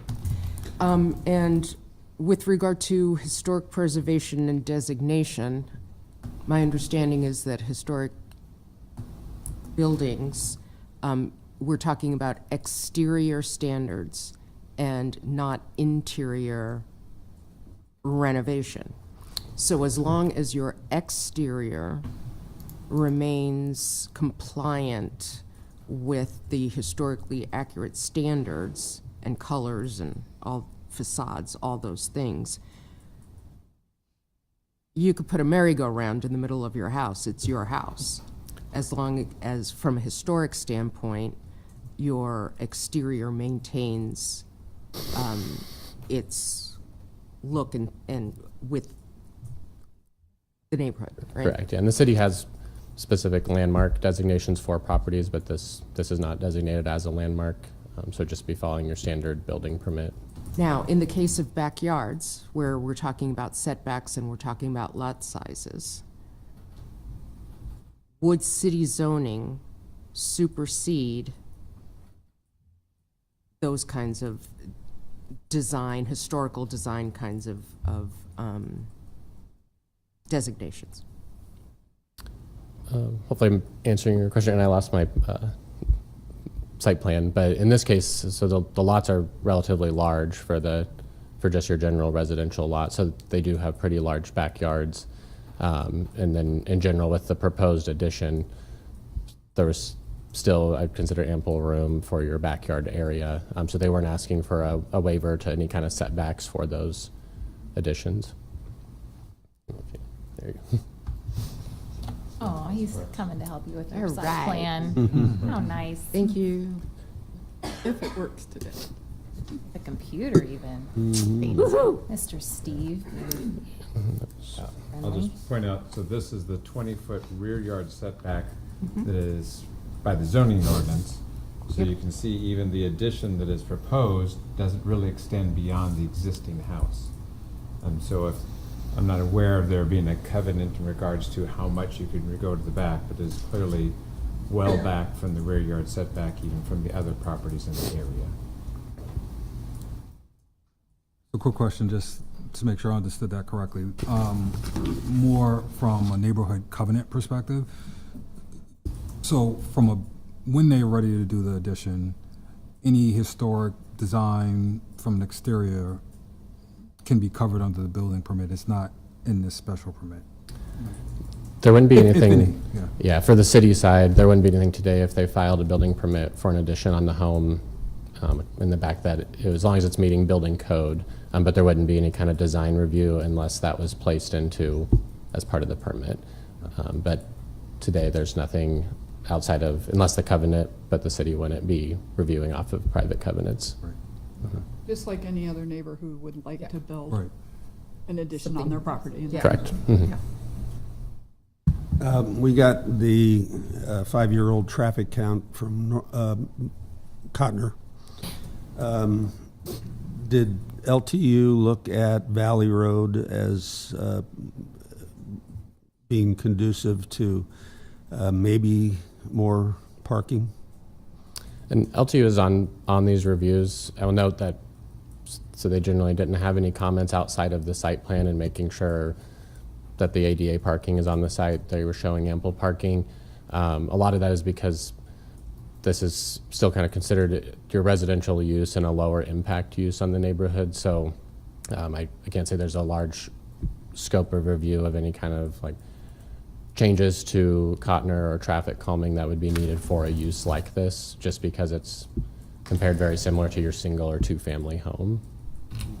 I'm thinking about Valley Road, not Cotner, but.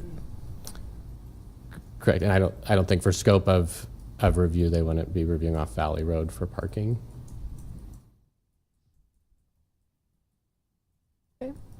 Other questions? There was a reference to the comprehensive plan. Do you remember that comment or question? Can you address that, what this was like for the comprehensive plan, please? For the Piedmont one? This area? Mm-hmm. Thank you. Yeah, so the reference was to the 2014 redevelopment plan. Okay. We'll see if this works once again here. The 2014 redevelopment plan, if you see the shape in the red, that is the Piedmont Shopping Center. Mm-hmm. That is the boundary of the 2014 redevelopment plan. I'll take that back. So, it talked about the overall neighborhood and the Piedmont neighborhood, et cetera, but the boundaries of the 2014 redevelopment plan are the Piedmont Shopping Center. So while it talked about the history and everything else of the area, it was not specifically a redevelopment plan for Piedmont out of itself. And so its discussions about redeveloping the area, the center, to help the area overall were very specifically oriented on the boundaries of the redevelopment plan, which was the shopping center. Okay, thank you for answering that question. Any other questions for staff? Thanks, Ben. Thank you. Okay, applicant rebuttal. And if you guys want to come up together, that would be more than fine. Thank you. You bet. You can go ahead and start with your rebuttal, and then we can ask questions however you'd like to structure your rebuttal. Yeah, I just have a couple of things. Again, there was a couple times people have came up and said, I never got a letter. Mm-hmm. Yeah, we did not go throughout the Piedmont neighborhood. We went to direct neighbors within 200 feet to make sure, because they would have direct impact, right? And invited them and hoped that they would share our information with folks. So again, I feel like some of this could have been taken care of with a phone call, just to clarify some of the things. But, and again, as a homeowner, if I would have saw some of the things that I saw in the opposition letters, I probably would have did the same thing, right? Because it wasn't information it was assumptions. So as we've proven, I heard traffic a lot again. We've proven that it's not going to be more than a residential. So I heard traffic issues with Cotner. It's going to have the same issues with a normal family pulling in and out of there if they have a couple kids, right? And it's actually younger kids. So the other thing, safety of residents. Again, there was some talk about folks who have family who have suffer from the disease as well. Again, as Aaron said earlier, ours will be very protected, very safe, secure. Those residents go out in the backyard with an employee, but they never are in the front yard unless they're leaving with a relative and they're accompanied by a relative. So I did mention, you mentioned a deeds restriction a little bit. Again, I understand that is, you don't want some business coming in there after, many years down the road that I'm gone and it gets sold, right?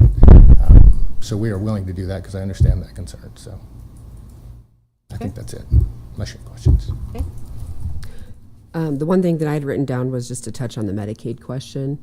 So I am very vocal about this, but I'm happy to report that I did just see that there is some changes with the pay structure for the reimbursement for Medicaid waiver for our types of settings. Prior to this month, we were getting the same rate for a very high level of care as we were for an individual in an assisted living that was needing very minimal care and more med and meal preparation. And so in order to properly staff and to take care of the residents, it, along with many other larger facilities were not, we just couldn't make it work with this type of model. But like I said, I had just seen some news come out, and we have not had our owners apply yet. I'm still trying to digest it all, but there is an opportunity that then we would be able to, essentially transfer someone over to Medicaid waiver if that needed to happen. So I'm happy because I have been worried about the crisis of the cost of care and especially memory care in our state. And so I'm happy that they're making some improvements there so that we can hopefully look at that in the future. Okay, thank you.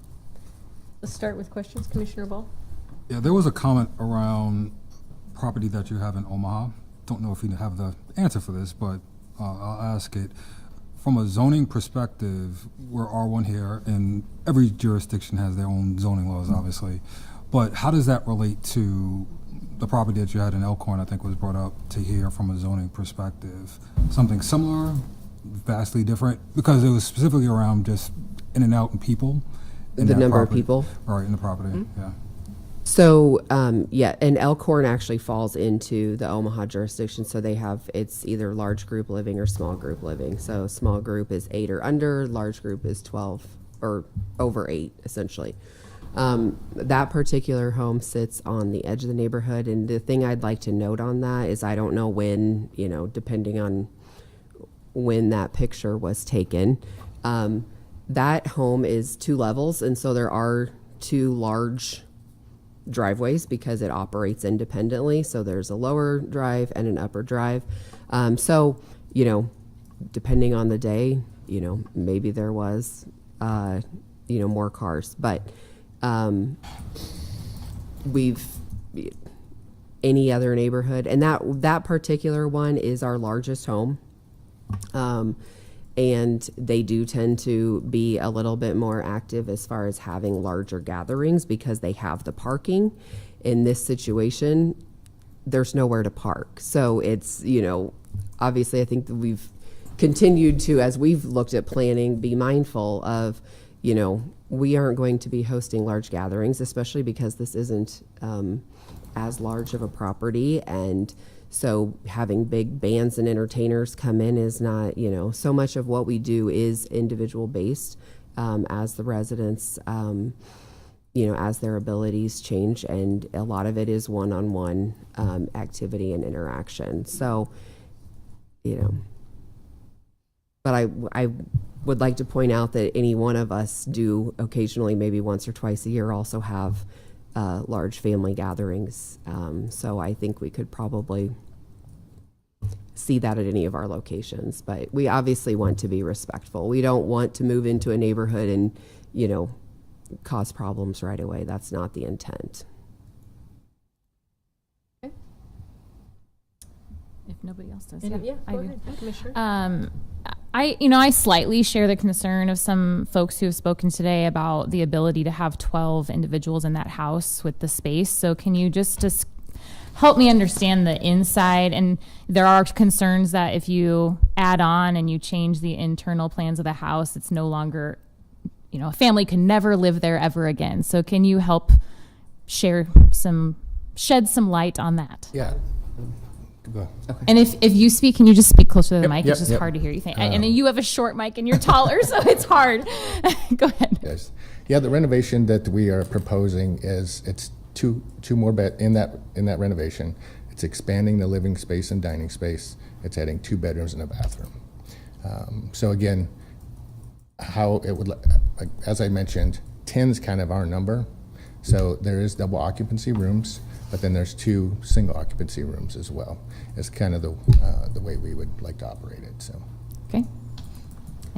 And I would just like to note that it is, and sometimes this is the most challenging thing for families or people that have not understood the disease. But as I mentioned, some of the memory cares are just still too big depending on the type of dementia these individuals are faced with. And so we do, and I'm a huge advocate of, we focus on not, you're not coming to our house to rent an apartment for your mom or dad. You're coming to rent really the entire home. So we have the sleeping rooms at the bedroom, And then once people are up for the day, that is when they're out in the common areas, just like they would be in our own homes. As the disease progresses, there's a lack of safety awareness. And so, my grandma no longer knew what the button around her neck was for to call for help. And so if we can, once these people are up for the day and they are out just like we would be in the recliner around the table. And again, as I mentioned before, that has shown a tremendous impact in their anxiety that they sometimes face with this disease. Go ahead. No, Do you want to go- go back no. and forth? No, I've got a list. Say thank you. Our first person in opposition mentioned his adjoining backyard has a gate that connects the two backyards, yours and his. Can you describe, I assume that's owned by him, not you all. Will you put like an extra lock there, or how would you handle that situation? Yeah, excuse me. Again, if the residents are outside, they would be typically on the deck. They're not walking around the backyard. But we would definitely secure the entire neighborhood. Currently, there's a shorter fence. We would probably put up a little higher fence on the sides. The back is a 6-foot privacy fence. Got it. But yeah, we would secure the entire backyard. But again, they're probably not walking. They're not walking around throughout the backyard. They're sitting on the deck, getting some air, getting a little sun with a worker, I should say. And depending on what the fire marshal determines as like the area of refuge and how large that, how far away from the building or the home that they need to be, the gate would be to the side, to one of the sides versus in the rear. So I don't foresee that needing to be used. And certainly we've had several, we have several families. The Five Fountains neighborhood in particular was very against us being there, and we have kids that now come and volunteer. So, that is ultimately the goal. Very good. There was mention by some of the opposition about the lack of investment in the neighborhood because the folks who are owning it and overseeing it don't live here in Lincoln. So they don't have a footprint in Lincoln and may not, care for it as well as if someone truly lived there. So how do you oversee a building who in Lincoln would respond if there was a major issue? How does that happen if your major owners or franchisee owners don't live in Lincoln? I would just tell you from our perspective, as my wife mentioned, we love Legato Living. That's why we're doing this. We don't really need to actually go do this. But we're doing it for that passion. And I can guarantee you that one of the four of us will be here at least probably weekly, making sure that the staff is doing what they're supposed to do, right? Because she told the story that we've been at many places where they're neglected, and she went through it all. I think that is the key to Legato Living, is the staff, retaining the staff, and that's what makes the care good. And so with the state of Nebraska, there is an administrator that has to be is required for the overall oversight. And so when someone had brought up, it being a passive, I'd like to clarify that, this is not like a larger corporation that the home base is in. When I started mine, my closest boss was in Oklahoma. I was 23 years old running this place. And so with Legato, we have established that structure behind them so that they can, if they do hire an administrator to oversee things and they are local to Lincoln, then if that administrator leaves, they are close by. It's not like someone in a whole nother state. And so, I don't know if there's any, I guess I would just say too, we're not far away. We're maybe 30, 35 minutes away from the house. So if there was an emergency, right? Again, I'm just trying to bring up some opposition thoughts. Yep. Okay. Yep. Last one, I promise, is to clarify the employee comments on the website that were shared. And my understanding, so this is what I get from you all, is that you have a 1-to-4 nurse to resident ratio. So if you have 12 at your max residence, you'll have 3 nurses on site. at one time. But that doesn't mean you have 3 total employees. You have more than that. So if someone's sick, they can fill in. So you're going to have 6 plus, maybe even more employees total, but only 3 employees will be on. I mean, maybe more if the administrator has to come in and check or whatever, but 3 employees to care for those residents at peak times if you do indeed have 12 residents. Is that accurate? Yes. So one of the most challenging things, as we all know, with any business is the employees. And so, yes, we have 2 websites. That is from attracting new owners as we grow. And so, yes, we did put that on there because from a employee perspective, many people would much rather, have a smaller core staff than having 100 employees that they're trying to oversee. And so, and we all know that with caregiving in particular, it can be a very challenging role and a very challenging population to manage. And so that is why that was on there. But again, the beauty of it is because each person, we may have 6 individuals in the home that are, very high functioning and can still, they might need less at that time. Or they may all have been there for quite a while and are all getting closer to transitioning. And so we can be able to flex that staffing as needed to be able to meet those needs. And that was one of the first things that I ever encountered in entering the industry. Was I was constantly told to make sure that individuals were being charged the right level of care. And so I was doing all these assessments all the time, and we were never able to add staff to meet those needs. So that is why, with the flexibility of the model, we have one house that they have 10 residents, but they always have 3 people on, just because that's what she feels comfortable with. Yeah. So it is a range because it's not set in stone. Okay, thank you. Okay. More questions? Okay, thank you. Thank you. I apologize for not. You're doing good. You're fine. I would move that we close the public hearing. Second, Edens? Ball? Yes. Campbell? Yes. Cruz? Yes. Edens? Yes. Fight? Yes. Rodenberg? Yes. Joy? Yes. Public hearing closed. And I would move that we approve special permit 26008. Second, Edens? Commissioner Campbell. We've had other situations like this that have come up, one on Calvert or Prescott, I can't remember. Calvert Street. And one out on around 84th Street and just south of O that I particularly remember. But since those have come into place, there's been not one neighborhood complaint. There's not been one police complaint on them. These people that are challenged, they aren't going to be wandering around outside. They're basically going to be inside unless a caregiver is with them outside.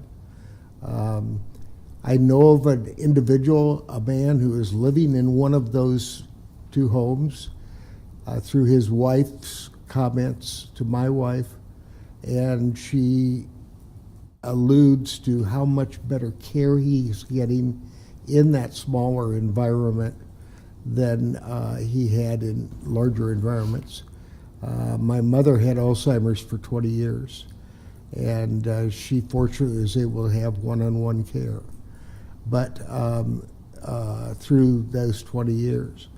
But many people could not afford that, and I think we need to have opportunities where there's opportunities for larger units as well as smaller.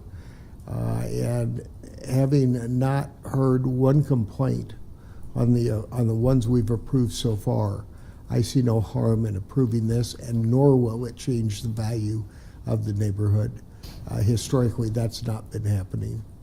So I'll be supporting this. Commissioner Ball. I'll try to be short. I just have a lot of things running around my head here. I think the first one, and maybe it's for the applicant, if you do decide to continue to grow in Lincoln, the one thing that we've learned is that you need to communicate early and often. And a lot of what you're seeing today and what you've seen over the past week could possibly be addressed prior to coming to this forum. Some of it may not, obviously, but it does help. So that's the first thing. The second, which makes it hard, is as commissioners, we are evaluating the zone in a special permit. And everything that we've heard today seems to follow that. I think there's structure in place to preserve what's happening in this area, as well as put limitations on what may happen beyond the life of this business if it should discontinue. And so that sort of gives me some comfort in saying that some structure's in place to make sure that the neighborhood is protected. I think the third area is diversity of care. To Commissioner Campbell's comment and experiences that I've had, that I think having that diversity, being in a neighborhood for this particular situation, is extremely valuable for quality of life. Some people aren't afforded that opportunity. It's great to hear that there may be some legislation to expand that accessibility, which is equally important. But having diversity of care and being in a neighborhood that you can see people and have a sort of home experience is very valuable. And unfortunately, all of us can't, sort of be part of that, but at least we are starting to put facilities to be able to provide that experience for folks. So that's good to hear. And then I would say, just lastly, it doesn't stop here. This will go in front of City Council where voices can be heard as well. Like I mentioned on the second point. Final, it has to be. Oh, this is final. It has to be If they appealed. appeal. They If can they appeal appeal. it. Yeah, Okay. they can If appeal they it. appeal. So thanks for that clarification. But we are evaluating this based off of the zone. But I do understand the neighborhood sentiment and concern about it. He covered so many other things. I just checking my boxes today. The diversity of care, being in a smaller facility, there is a bed shortage, witnessed it firsthand. I think we've all been touched by either this disease or aging parents, and how do you navigate that, and how do you navigate it correctly? So I'm overall in favor of this. I also have to point out, this is, in my realm, a huge house. And I had 10 in mine, and they were mostly rowdy teenagers, so I will apologize to my neighbors again today for them living through that. And they all had cars, and we seemed to manage just fine. So the number in this house does not seem to shock me, and maybe that's because I come from maybe the different side of the tracks or something, I don't know. But anyhow, I am supporting this. I think the more of these type of homes where we can have dignity in the end of our years is the right answer. And I hope we can find a way that neighborhoods appreciate them, and that we look back in 10 years and say it was the right decision. And if it was the wrong decision, I hope that is brought to our attention as well. I'm, like so many of my colleagues and folks out here, someone who also had a parent suffer from dementia. And I can tell you up front, it is not easy to find a bed in Lincoln, Nebraska. There are lots of facilities, and there are long wait lists. It is difficult to find the kind of specialized memory care that is needed for these kinds of patients. I know, I am literally a psychologist and a neuroscientist, and I was not able to take care of my parent with dementia. Let that sink in. There aren't enough spaces. We know from the research and literature that patients do better in a home-like environment. Routine is critical for these kinds of patients. The routine of caretakers, the routine of getting up at the same time, all of these things. The issue of folks wandering off, I can't tell you how many times my mom tried to open a window, open a door, clock someone to get outside.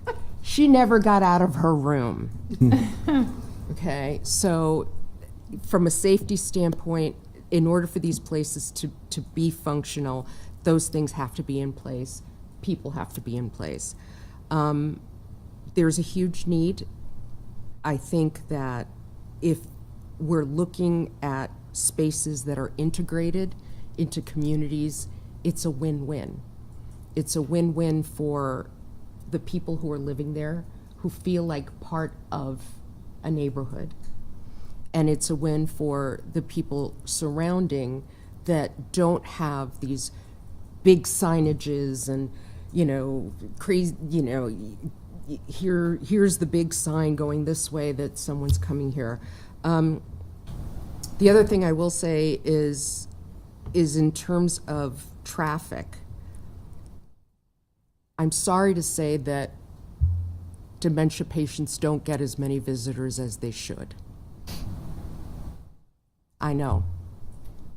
I literally I had the privilege of accompanying my mother every single day she was in a facility. Literally every single day. And I can count on one hand how many other visits the other residents would get. There's not going to be that much traffic. That's the reality. Again, we're here from a zoning perspective. From a zoning perspective, that's what we can provide. Is it legal? Is it within the zoning? Yes. I would add, is it the right thing to do for a neighbor? I hope that when I'm in that situation, that I have neighbors who are kind enough to embrace me, even if I don't remember their names, even if I don't remember exactly where they live.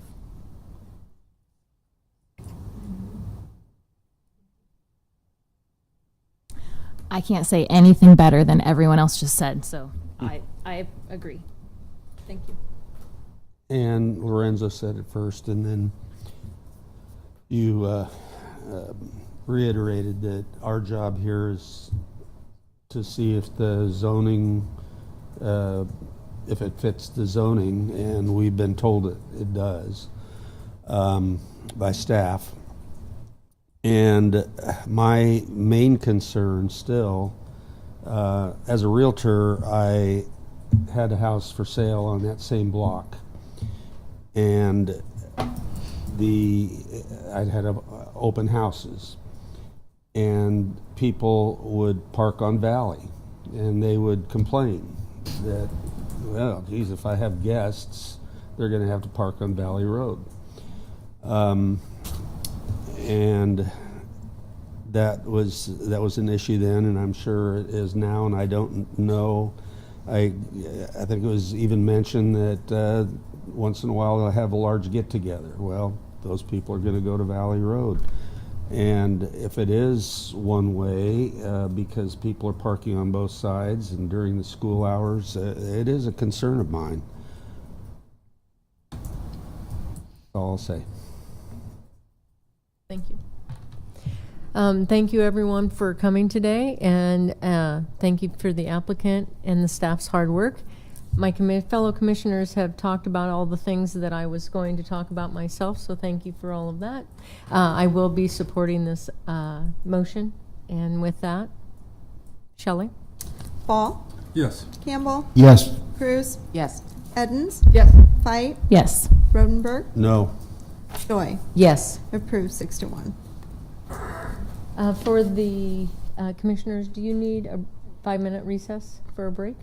Or should we keep going? This last one. Yeah, we have one more, You right? okay? Got one more. Just one more Just item. making sure. Yeah. Making Yeah. sure. You're so Thank you. sweet to ask. Oh, he's so sweet. Shelley, let's go ahead and continue.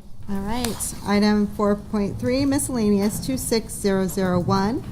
A request for reasonable accommodation under the Fair Housing Act and Chapter 1.28 of the Lincoln Municipal Code to the zoning code conditions for collaborative living facility to allow 8 unrelated persons to reside together and reduce the parking requirement on property generally located at 1035 South 10th Street. Are there any ex parte communications to be disclosed on this item? Anybody? Nope. Are there any ex parte communications that took place or additional information you learned while visiting this site to be disclosed? No, there is not. Good afternoon, Commissioners. I'm Jacob Schlange, 555 South 10th Street in the Planning and Development Services Department.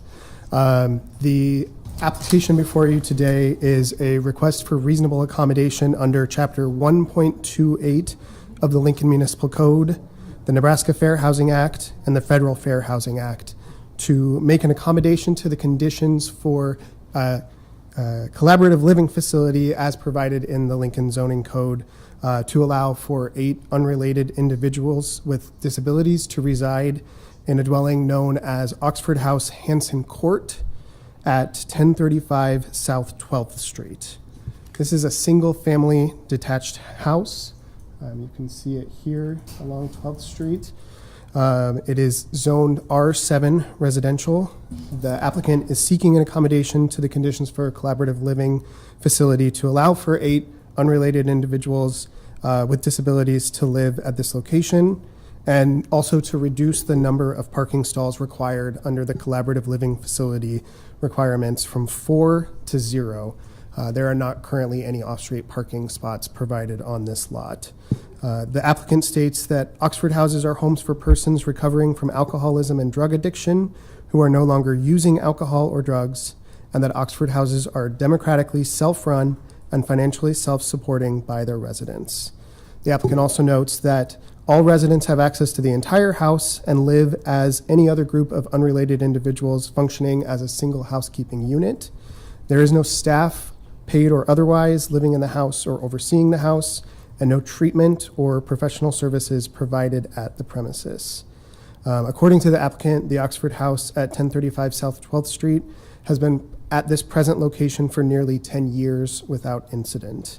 I'm going to walk you through a couple of the group living definitions or alternative accommodations that could be considered and whether those might also be something that could be considered in this situation. But just to be clear, under the FHA, it is unlawful to discriminate in the sale or rental or to otherwise make unavailable or deny a dwelling to any buyer or renter because of a disability.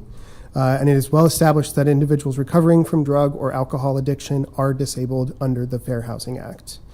So the FHA requires cities to make reasonable accommodations to rules, policies, laws, and practices to afford people with disabilities an equal opportunity to live in a dwelling. Now, as I mentioned, that request is to make accommodation to the definition for collaborative living facility, which according to the zoning code shall mean a structure in which not less than 3 persons unrelated by blood, marriage, or adoption reside for the purpose of accommodating their shared disability. Collaborative living facilities in our zoning code are conditionally permitted in all residential zoning districts. The maximum number of persons permitted to occupy a collaborative living facility is determined by lot area, not the size of the dwelling, and varies by zoning district. The subject property, as I already mentioned, is in R7 zoning, which allows a maximum of 1 person per 875 square feet of lot area. As you can see, this is a small lot. The lot has an area of approximately 3,356 square feet. So according to the zoning code, it would allow only 3 individuals to live in a collaborative living facility, which is the same as what would be allowed as unrelated individuals living together as a family. And also I noted the parking requirements. Collaborative living facilities are required to have 1 parking stall for every 2 residents. As I mentioned, there are no parking stalls, off-street parking on this lot. And then there is also, I will note, a spacing requirement for collaborative living facilities that, depending on the zoning district, they must be a certain number of feet away from any other collaborative living facilities. In the R7 zoning district, that is 500 feet away from any other collaborative living facilities. We are not aware of any other collaborative living facilities within 500 feet of this property. So again, just to reiterate, the requested accommodation could be granted under collaborative living facility to allow up to 8 residents, but that would also require an adjustment to the parking requirements because they cannot provide the 4 stalls that would be required. Previous applications for requests for accommodation for Oxford houses have made a request initially to allow for unrelated individuals to live together as a family, and then ultimately were approved as collaborative living facilities. This could allow a requested accommodation could be granted under the definition of family to allow 8 unrelated individuals to be treated as the functional equivalent of a family. In terms of the definition for a group home, that does not fit this definition because this property does not provide therapy or counseling, which is part of the requirements of a group home. It also does not fit the requirements of a transitional living facility because it is not affiliated with any alternative to imprisonment program. Now, the Chapter 1.28 provides for 8 factors for the City Council to consider when evaluating a request for a reasonable accommodation. The Planning Commissioner's role is to make a recommendation on these findings that were outlined in the staff report. So I'm going to just briefly walk through each of the 8 items and clarify what the findings were. So the first is whether the housing, which is the subject of the request, will be used by an individual or group of individuals considered disabled or handicapped under the Act.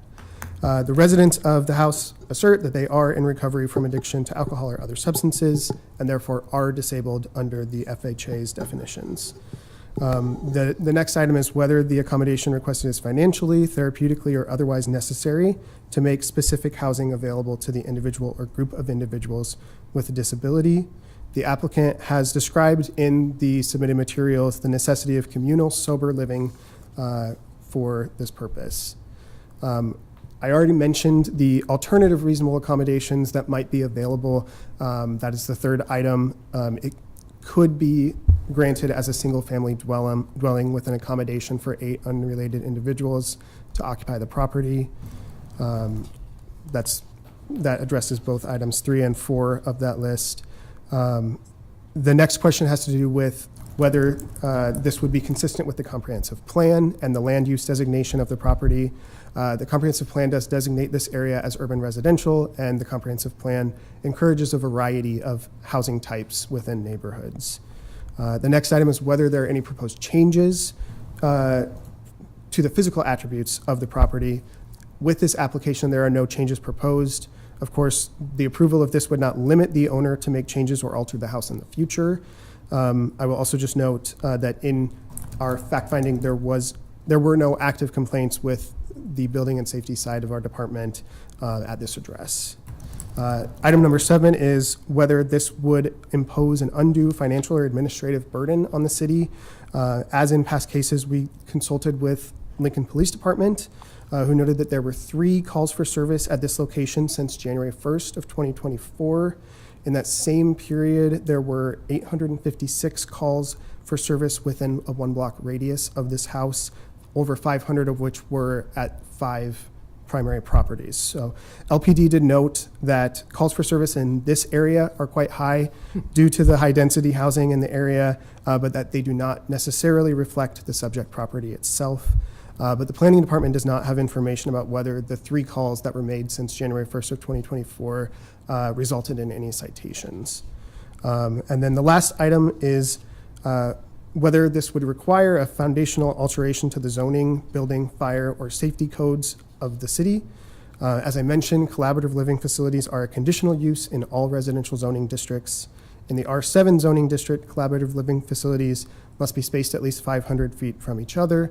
There are not currently any collaborative living facilities within that distance that we are aware of.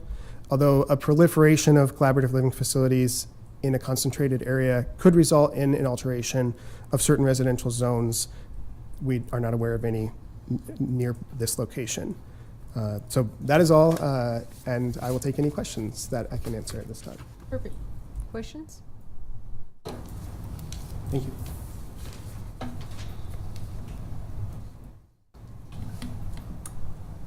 Okay. Testimony from the applicant.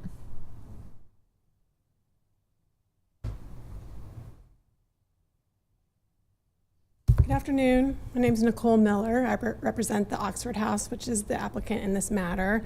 My address is 1128 Lincoln Mall, Suite 300.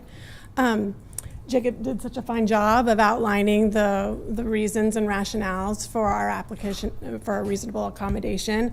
I'll just highlight some of the things. We're seeking accommodation under the collaborative living facility to allow up to 8 individuals and to reduce the required parking to 0. So regarding the parking, as you guys are probably familiar from past experiences or past exposures to our applications for reasonable accommodations, the individuals that reside at these sober living houses, Oxford houses, generally do not own or drive their own cars. The beauty of this particular location is it's accessible to public transportation, which is, a lot of our residents rely heavily upon in the location, and access to services. So this makes it a really good fit for this type of property. The materials that we've submitted to you show that the Oxford model is a long-standing, long-established program for individuals in recovery who are, if they're actively in recovery, are considered under the Federal Housing Act to be disabled.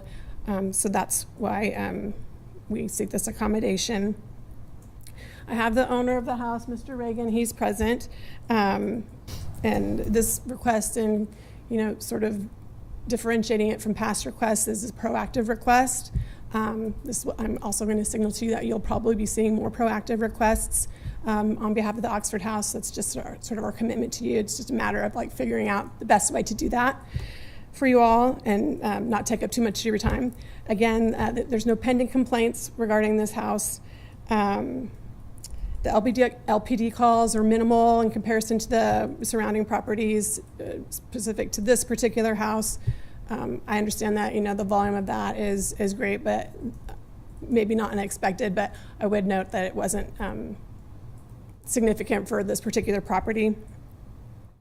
We talked about parking.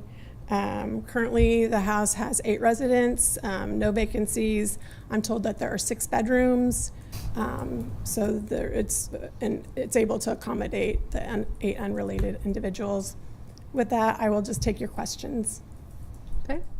Who would like to have any questions for the applicant? No, thank you. All right, thanks.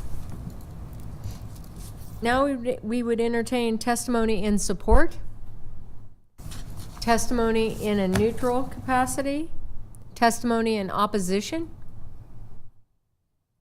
staff questions. Do we have any additional staff questions? Okay, thank you. The applicant rebuttal, is there anything else you'd like to add? Excellent, thank you. I'd entertain a motion to close. I move we close the public hearing. Second, Bailey. Second, Bailey. Microphone on. All right, Ball? Yes. Cruz? Yes. Edens? Yes. Fight? Yes. Rodenberg? Yes. Joy? Yes. Public hearing closed. I move we approve miscellaneous 26001, request for reasonable accommodation. Second, Fight. Who would like to discuss? I think it's great they're doing it proactively, that we're going to get some of these lined up, and by the lack of opposition, I think that's the right way to go, and that we can prevent some of these long standing meetings we've had in the past. I also think it's a reasonable accommodation. These people, by federal law, qualify under the ADA as having a disability. This is what we need to do in order to abide by the federal law. Any other comments? We'll go ahead and call the motion. All right, Ball? Yes. Campbell, or excuse me, Cruz? Yes. Edens? Yes. Fight? Yes. Rodenberg? Yes. Joy? Yes. Approved 6-0. At this time, anyone wishing to speak on an item not on the agenda may do so. May I have a motion to adjourn? I'm motion to adjourn. Second, Fight. Ball? Yes. Cruz? Yes. Edens? Yes. Fight? Yes. Rodenberg? Yes. Joy? Yes. We are adjourned.